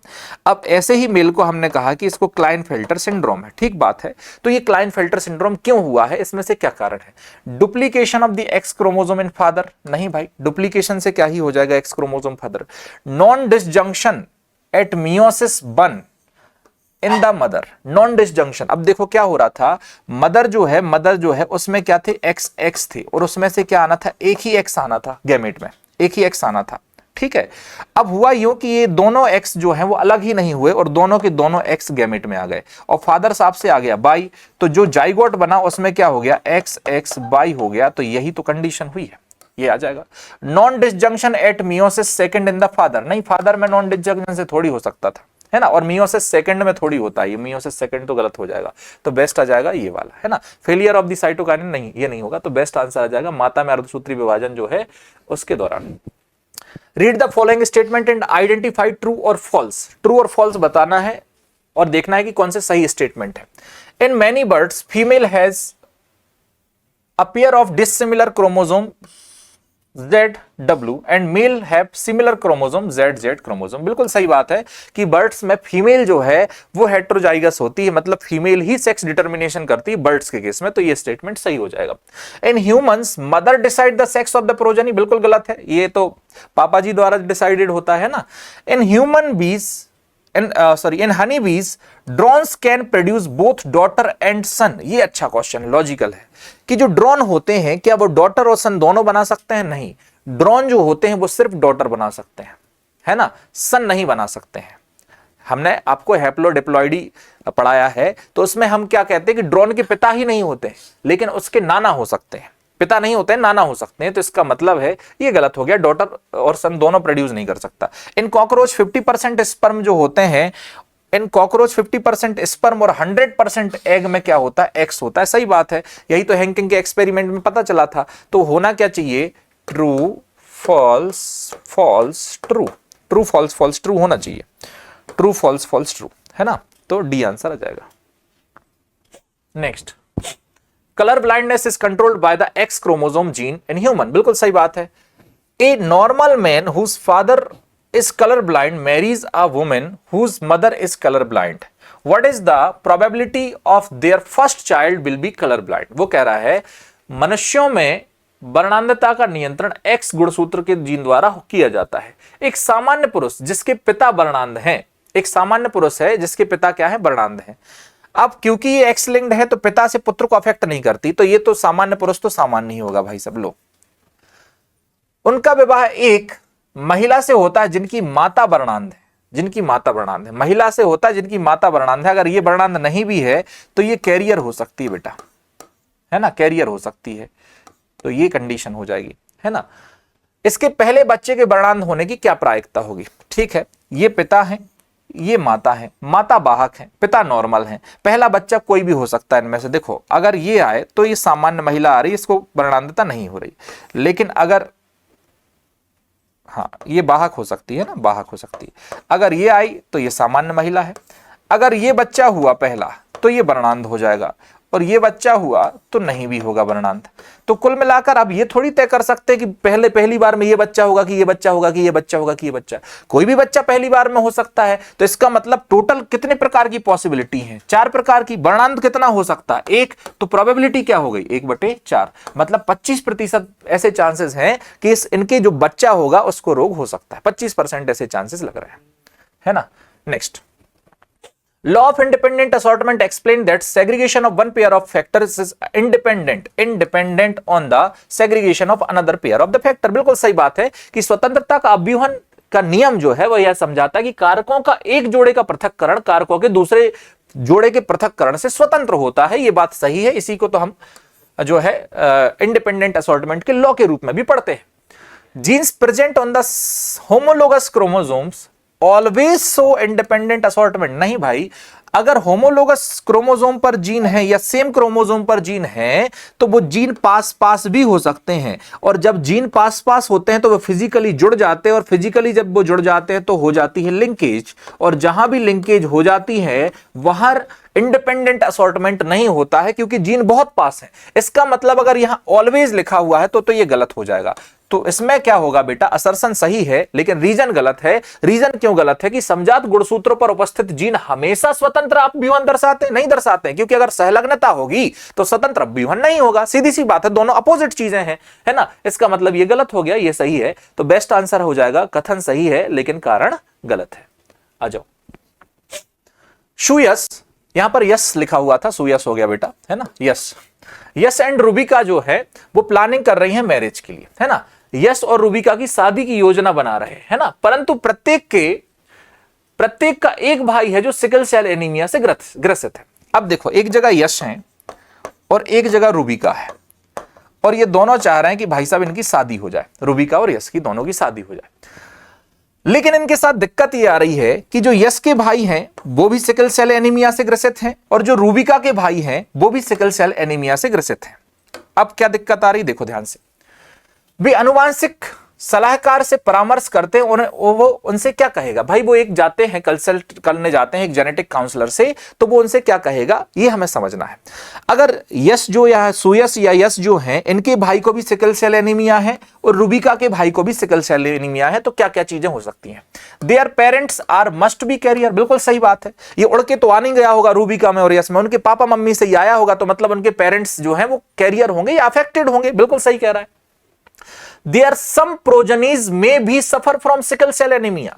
अब जो सिकल सेल एनीमिया है बेटा वो क्या होता है, ऑटोजोमल रिसेसिव होता है। अब इन दोनों को नहीं है तो ये दोनों रूबिका और यश जो हैं वो ऐसे होंगे।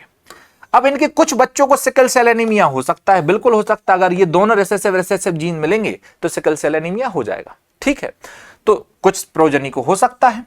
There some progeny may not be suffer from the sickle cell anaemia, बिल्कुल सही है। अगर किस्मत अच्छी रही तो बच्चे ऐसे भी हो सकते हैं, है ना। तो रिस्क तो है बाबू भैया, है ना। तो यहां बच्चे ऐसे भी हो सकते हैं, ऐसे भी हो सकते हैं, तो ये भी बात सही है, ये भी बात सही है।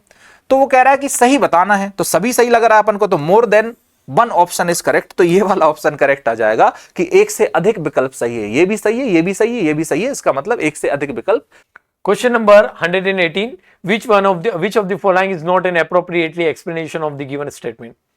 Heterosporous pteridophyte show precursor to seed habit. क्या heterosporous pteridophyte जो है वो seed habit के precursor है? क्यों हैं, कैसे एक्सप्लेन करते देखते। क्या प्रोड्यूस करते हैं 2 kind of spore, सही बात है। क्या female gametophyte retain on the main body for variable period, सही बात है। Development of zygote into young embryo takes place within the female gametophyte, ये भी सही है। तो ये तीनों स्टेटमेंट जो है ये तो हमें मैच कर रहे हैं लेकिन इंटरनल फर्टिलाइजेशन ये कोई मैच नहीं कर रहा, ठीक है। तो ऐसा जरूरी नहीं कि वो प्रिकर्सर टू सीड हैबिट क्यों बता रहे, क्योंकि इनमें डेवलपमेंट हो रहा है जाइगोट का और यंग एम्ब्रियो का, और ये सब हो रहा है फीमेल गेमेटोफाइट में। And female gametophyte also retain on the main body बोले तो स्पोरोफाइट फॉर वेरिएबल पीरियड, यानी आंसर कौन सा है, 4th। इधर देखते हैं, निम्नलिखित में से कौन सा विकल्प दिए गए कथन का सबसे उपयुक्त रूप से व्याख्या नहीं करता है। विषम बीजाणु टेरिडोफाइट बीजी प्रकृति की पूर्वजता को दर्शाते हैं, यानी इनमें आगे चलकर यह समझ में आता है कि टेरिडोफाइट से ही वो शुरुआत हो गई थी जिससे आगे चलकर बीज का निर्माण हुआ। क्या इनमें 2 प्रकार के बीजाणु बनते हैं, हाँ, एक नर और एक मादा। क्या मादा युग्मकोद्भिद का विभिन्न अवधि तक मुख्य काय पर ही निर्भर बने रहते हैं, बिल्कुल। क्या युग्मनज का तरुण भ्रूण में परिवर्तन मादा युग्मकोद्भिद के भीतर होता है। क्या आंतरिक निषेचन, ये कोई रिलेटेड वर्ड नहीं है, ये इससे संबंधित नहीं है, इसलिए इसे हमने गलत माना है। तो बाकी तीनों स्टेटमेंट सही है, ये गलत है, यही हमारा सही आंसर। नेक्स्ट क्वेश्चन हमारे सामने देखा, क्वेश्चन नंबर 119। क्या दे रखा है, सिलेक्ट द ट्रू स्टेटमेंट। क्या मैनिटोल और laminarin in mannitol containing algae यानी brown algae, zoospore have laterally attach flagella, बिल्कुल 2 फ्लैजिला होते हैं और लेटरली अटैच होते हैं, आसपास होते हैं, सही बात। In Sargassum gamete save laterally, Sargassum किस में आएगा बेटा, ये भी हमारा आएगा ब्राउन एल्गी में। Gamete save laterally attach flagella, बिल्कुल ये भी सही है। इन केराजिन मिलता है रेड एल्गी से containing algae, spores non motile, ये भी सही। इन पोरफायरा गेमेट और मोटाइल, बेटा पोरफायरा रेड एल्गी इसमें मोटाइल गेमेट नहीं होते, कैसे होते हैं, नॉन मोटाइल। रेड एल्गी में कोई भी सेक्सुअल और एसेक्सुअल रिप्रोडक्शन जो है वो नॉन मोटाइल स्ट्रक्चर के थ्रू होता है। इन्हें हमारे ABC सही है और ABC सही। आइए, सही कथन ढूंढना था हमें। मैनिटोल हमें मिलता है भूरे शैवाल से, और भूरे शैवाल में चल बीजाणुओं में कशाप पार्श्वी रूप से आसपास उपस्थित होती है, 2 संख्या में होती है। सारगासम के युग्मकों में कशाप पार्श्वी रूप से जुड़े होते हैं, सारगासम भी भूरे शैवाल है। केराजिन युक्त शैवालों में बीजाणु अचलायमान, केराजिन मिलता है लाल शैवाल में, लाल शैवाल में बीजाणु अचलायमान होते हैं। पोरफायरा में युग्मक चलायमान बेटा, पोरफायरा लाल शैवाल है, और लाल शैवाल में कभी भी युग्मक जो है वो चलायमान नहीं होते, कैसे होते हैं? अचलायमान। आंसर कौन सा? थर्ड। चलिए नेक्स्ट क्वेश्चन में आते हैं, क्वेश्चन नंबर 120। मेज दो कॉलम दे रखा है बेटा, राइजोइड्स आर द राइजोइड्स का काम क्या है? For attachment to the substrata. Holdfast क्या है? रुको रुको रुको रुको रुको, गड़बड़ हो गई थोड़ी सी, ये थोड़ा सा गड़बड़ है बेटा। राइजोइड्स का है, root like structure arises from main plant body of bryophyte. Holdfast क्या है? For attachment to the substratum. Sequoia क्या है? Tallest gymnosperm. कोरालोइड रूट्स क्या है? Associated with nitrogen fixing cyanobacteria. देख लोगे तो पहले का क्या आ रहा है? दूसरा। तो 2 4 1 3 क्या है? 2 4 1 3, 2 4 1 3, ये रहा फोर्थ ऑप्शन। चलिए इधर आते हैं। मूलाप क्या है? ब्रायोफाइट के मुख्य पादप में मूल जैसी संरचना है। स्थापांग क्या है? ये हमें कहीं ना कहीं, इन्हें हम होल्ड फास्ट कहते हैं, ये अधस्तर से चिपकने में क्या करते हैं? मदद करते हैं। सिकोआ जो है वो टॉलेस्ट क्या है? जिम्नोस्पर्म, अनावत बीजीय। और प्रवाल मूल जो है वो नाइट्रोजन, प्रवाल मूल जो है वो क्या? नाइट्रोजन स्थिकारी साइनोबैक्टीरिया के साथ संबंधित है। जो साइकस है, साइकस की मूल के साथ नाइट्रोजन का स्थिरीकरण करते। चलिए नेक्स्ट क्वेश्चन हमें प्लांट किंगडम से दे रखा है। रिक्सिया, रिक्सिया क्या होता है बेटा? रिक्सिया पोरिला, ठीक है, मार्केंशिया। तो रिक्सिया एक लिवरवर्ट है, और लिवरवर्ट है मतलब ये लिवरवर्ट, और लिवरवर्ट में थैलोइड गेमेटोफाइट है। क्लियर है? अगला फ्यूनेरिया क्या है? मॉस, और मॉस में क्या है? प्रोटोनिमा। तो पहले का ए के साथ क्या जुड़ा होना चाहिए? तो 2, और 2 के साथ ए, ठीक है, ये वाला A2 1 A2 1। फ्यूनेरिया जो है मॉस है, तो 2 के साथ 1 जुड़ा होना चाहिए था, और ए के साथ 3, ये नहीं, ये ऑप्शन B13 एक ही दिख रहा है, ये आंसर होगा, क्योंकि फ्यूनेरिया मॉस है, मॉस में प्रोटोनिमा। सिलेजनेला जो है वो हमें सामने पता है कि इन सभी में से क्या हो सकता है? लाइकोप्सिडा है, और लाइकोप्सिडा है तो इसके साथ सेकंड हेटेरोस्पोरस है। टेरिस टेरोप्सिडा में आएगी, और टेरोप्सिडा के साथ होमोस्पोरस वस्कुलर प्लांट है। चलिए सही आंसर। इधर रिक्सिया की बात करें तो रिक्सिया एक लिवरवुड है, लिवरवुड में थेलसम युग्मकोद्भिद है। फ्यूनेरिया में जो कि मॉस है, प्रोटोनिमा अवस्था मिलती है। सिलेजनेला में लाइकोप्सिडा है, विषम बीजाणु के, और टेरिस में टेरोप्सिडा संबीजाणु के। यानी आंसर कौन सा आएगा? सेकंड। चलिए नेक्स्ट क्वेश्चन पे आते हैं। आइए बेटा क्वेश्चन नंबर 122 को देखते हैं। लिखा, read the following statement, state them as true and false. Some of the species of algae occur in association with fungus and sloth beer। ये बेटा ट्रू है। Many species of Porphyra, Laminera and Sargassum are amongst 70 species of marine algae used as a food. True है। Mosses form dense mat on the soil and reduce the impact of falling rain and promote soil।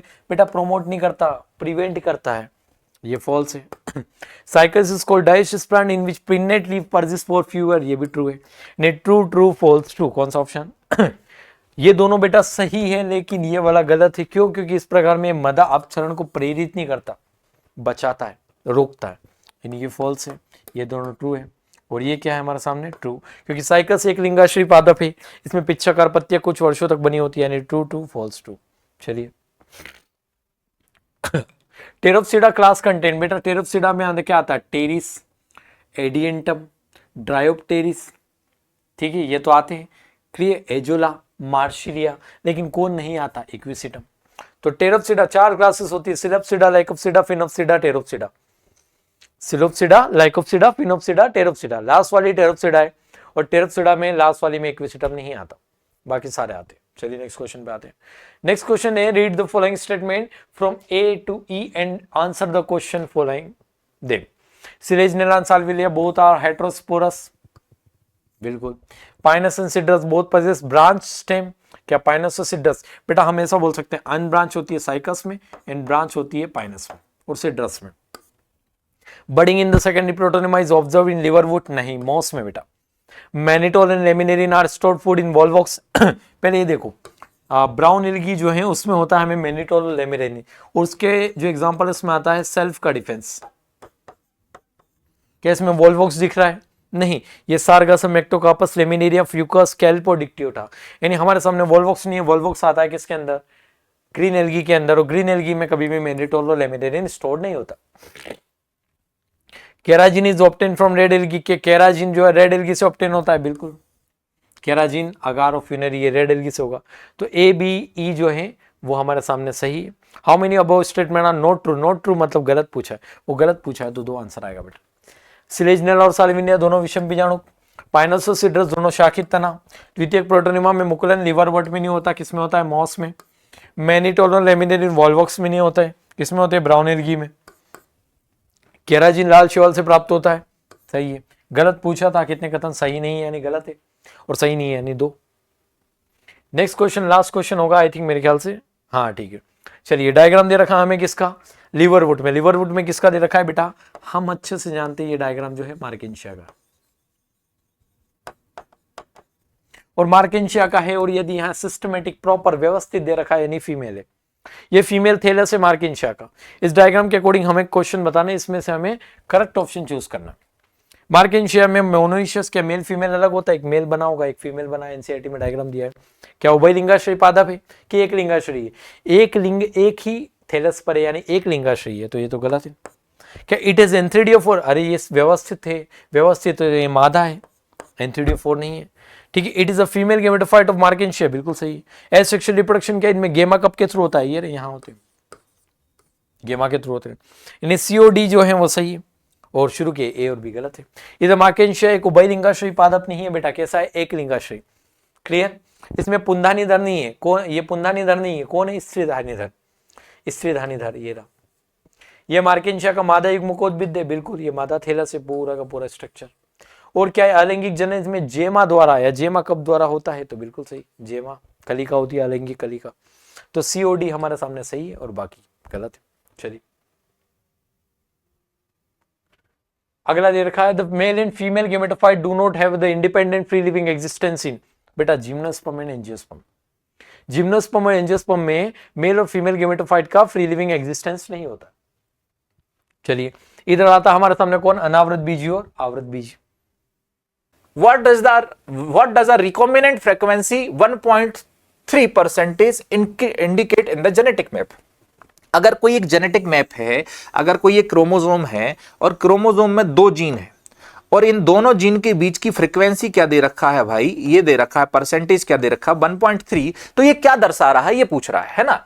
The genes are far apart from the same on the same chromosome. Gene समान गुणसूत्र पर है लेकिन अत्यंत दूरी पर स्थित है। नहीं भाई साहब, अत्यंत दूरी पर होते तो 1.3 क्यों देता? फिर तो ज्यादा देता, 49 दे देता, 48 दे देता, 47 दे देता। तो ये तो गलत है, ये तो गलत हो गया। The gene are randomly distributed on the different chromosome. अगर रेंडमली डिस्ट्रीब्यूटेड है तो फिर आपने ये तय कैसे किया कि इतना परसेंटेज आ रहा है? जब रेंडमली ही है तो बताया ही नहीं जा सकता है। The genes are unlinked and located on different chromosomes. Unlinked अगर जीन होंगे, अनलिंक्ड हैं और दूसरे 2 अलग अलग क्रोमोसोम पे है तो उनकी मैप यूनिट में हम डिटरमाइन ही नहीं कर सकते। The genes are very close to each other on the same chromosome. बिल्कुल बात सही कह रहा है कि 2 जीन हैं और बहुत पास पास हैं, बहुत पास पास हैं, जिसकी वजह से उनमें लिंकेज है, और लिंकेज है तो रिकॉम्बिनेंट का परसेंटेज कम है, और रिकॉम्बिनेंट का परसेंटेज कम है तो ये रिकॉम्बिनेंट का परसेंटेज क्या है? 1.3% है ना। तो ये आंसर आ जाएगा सही कि ये दर्शा रहा है। ठीक है, next. Which of the following is a not characteristic feature of the Down syndrome? एक बीमारी होती है डाउन सिंड्रोम बेटा। डाउन सिंड्रोम के लक्षण कौन सा नहीं है? अब जिस भी बच्चे में डाउन सिंड्रोम होता है उसकी पहचान हम कैसे कर पाते? देखो, चौड़ी हथेली होगी और अभिलक्षणिक पाल्म क्रीज होगी, गहरी खांच होगी और उंगलियों के सरे पर अनेक लूप होते हैं। ये हथेली जो होती है उस पर एक ही रेखा होती है, बहुत गहरी होती है, तो इसको हम पाल्म क्रीज कहते हैं। और ये उंगलियां जो होती हैं उन पर लूप बने होते हैं, चौड़ी सी हथेली होती है, यही तो पहचान है, इससे तो अपन पहचानते हैं।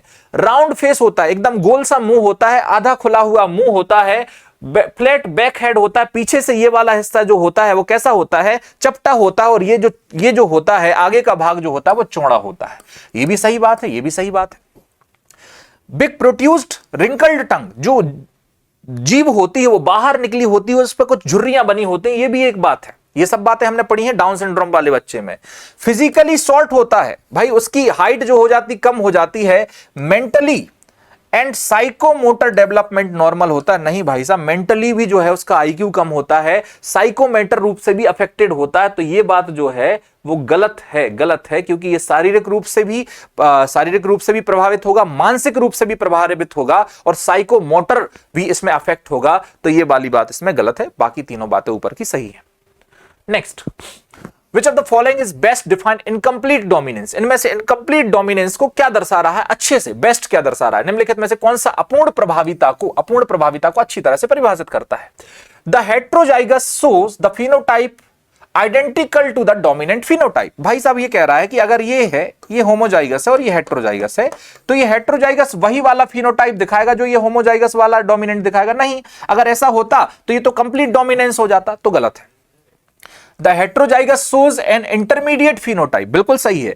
मैंने आपको बताया था कि अगर ये आर आर जो है वो क्या दर्शा रहा है, रेड दर्शा रहा है, तो ये आर स्मॉल आर जो है वो क्या दर्शाएगा, पिंक दर्शाएगा, और स्मॉल आर क्या दर्शा रहा है, व्हाइट दर्शा रहा है। इसका मतलब जो है पेरेंट्स से अलग दर्शा रहा है, मतलब ये इंटरमीडिएट है, तो यही आंसर आ जाएगा। Both allele are equally express, अगर इक्वली एक्सप्रेस होते तो ये कोडोमिनेंस हो जाता। One allele completely mask another, तो ये डोमिनेंस हो जाता। तो सबसे अच्छा अगर हम बात करें इनकम्प्लीट डोमिनेंस को कौन दर्शा रहा है, तो विषम युग्मजी एक मध्यवर्ती लक्षण प्रारूप दर्शाते हैं। मध्यवर्ती मतलब बीच का, है ना, इंटरमीडिएट लक्षण दर्शाते हैं, यही सही है। ठीक है। What is the primary purpose of crossing over in the genetics? Genetics में प्राइमरी पर्पस अगर क्रॉसिंग ओवर का पूछा जाए तो क्या है? तो ऐसे क्वेश्चन तो बेटा वरदान होते हैं कि एक नजर में सॉल्व हो जाते हैं, ये तो आपके समय बचाने के लिए है ना। टू क्रिएट जेनेटिक डाइवर्सिटी, जो क्रॉसिंग ओवर होती है वो सिर्फ कहां होती है? मियोसिस वन में होती है। मियोसिस वन कहां होती है? सेक्सुअल रिप्रोडक्शन में होती है। इस वजह से सेक्सुअल रिप्रोडक्शन में हम कहते हैं कि वेरिएशन आता है ना। तो वेरिएशन किस वजह से आ रहा है? क्रॉसिंग ओवर से आ रहा है। क्रॉसिंग ओवर कौन से फेज में होती? कमेंट में बताना आप लोग कि क्रॉसिंग ओवर या रिकॉम्बिनेशन सेल साइकिल के कौन से फेज में होता है, अगर आप वीडियो सॉल्यूशन देख रहे हैं तो, है ना। Next, cross between homozygous yellow bodied white eye female Drosophila and wild type male Drosophila produce wild type female and yellow bodied white eyed male progeny in the F1 generation. मैंने कहा था कि शुरू में महिलाएं जो होती हैं वो रिसेसिव होती हैं, बाद में एक ही पीढ़ी होती है तो डोमिनेंट हो जाती है ना। वही वाला कॉन्सेप्ट है कि समयुग्मजी पीले शरीर वाली श्वेत नेत्रों वाली मादा जो है ड्रोसोफिला की, और अगर वन्य प्रकार का मतलब डोमिनेंट वाला जो है नर ड्रोसोफिला के बीच में हम संकरण कराएंगे तो F1 पीढ़ी में माहौल एकदम बदल जाएगा। जो पीढ़ी में वन्य प्रकार की है वो मादा हो जाएगी, मतलब मादा क्या हो जाएगी? डोमिनेंट हो जाएगी, और पीले शरीर वाला जो हो जाएगा वो क्या हो जाएगा? नर, मतलब नर रिसेसिव हो जाएगा। ऐसा होता है, बिल्कुल सही है। इसको अपन करके भी देख सकते हैं, क्लास में भी अपन ने कर रखा है ना। क्योंकि इसमें अगर हम बात करें तो क्रिस क्रॉस चलता है। क्रिस क्रॉस का मतलब क्या होता है? फीमेल से मेल और मेल से फीमेल। ऐसा क्यों हो रहा है? क्योंकि ये एक्स लिंक्ड कैरेक्टर है ना, तो क्रिस क्रॉस जो है इसमें चलता है। The body colour and eye colour are autosomal character, therefore they show criss cross inheritance. नहीं भाई साहब, ऑटोजोमल नहीं है, ये क्या है? एक्स लिंक्ड है। एक्स लिंक्ड है, इस वजह से जो है वो क्रिस क्रॉस शो कर रहा है। इसका मतलब ये सही है और ये गलत है। Assertion is true and reason is false. अगर प्यारे बच्चों रीजन में यहां पर एक्स गुणसूत्र आ जाता, यहां पर आ जाता एक्स लिंक्ड आ जाता, तो ये भी सही हो जाता और ये भी सही हो जाता और एक्सप्लेन भी कर देता, मतलब ए आंसर आ जाता, है ना।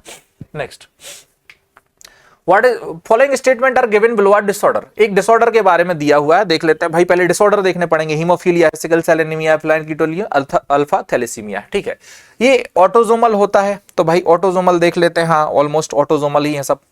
ठीक है, controlling by two closely linked gene. अब टू क्लोजली लिंक्ड जीन जो है, दो जीन कंट्रोल कर रहे हैं, तो मैं अब सीधा थैलेसीमिया पे पहुंच रहा हूं, है ना। Characterized by the decrease production of the haemoglobin, बिल्कुल श्योर हो रहा हूं अब तो मैं। हेट्रोजाइगस इंडिविजुअल जो है माइल्ड एनीमिया जो है प्रोड्यूस करते हैं, बिल्कुल सही है। तो अल्फा थैलेसीमिया और बीटा थैलेसीमिया के बारे में हमने पढ़ा था। अल्फा थैलेसीमिया को दो जीन कंट्रोल कर रहे होते हैं, है ना, 16th क्रोमोसोम पर होते हैं, और बीटा थैलेसीमिया जो होता है वो 11th क्रोमोसोम वाले जो जीन होता है, एक ही जीन का पेयर जो है कंट्रोल कर रहा होता है। तो इसमें बेस्ट आंसर अल्फा थैलेसीमिया आ जाएगा बेटा।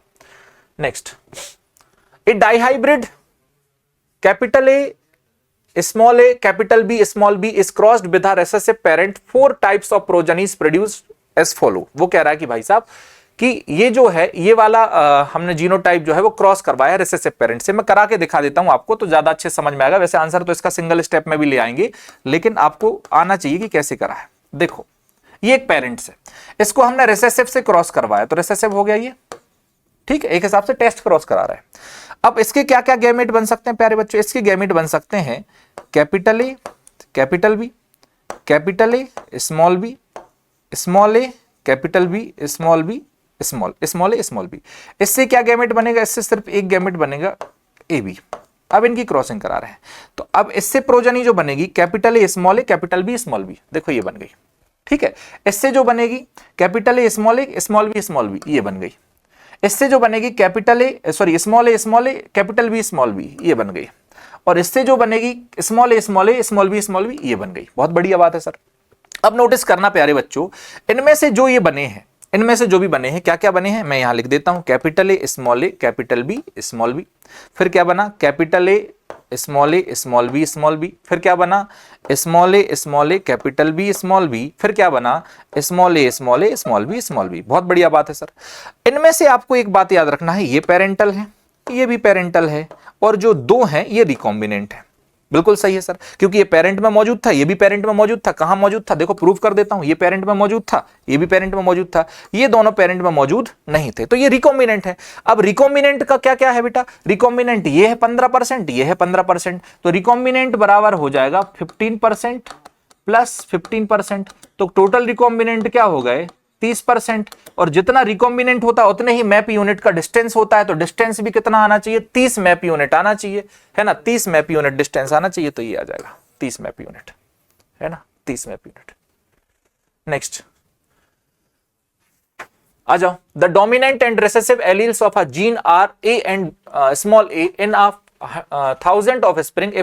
500 आर स्मॉल ए और 500 जो है वो दूसरे जीनोटाइप है। Which of the following is the most likely combination of the parental genotype. बढ़िया क्वेश्चन है।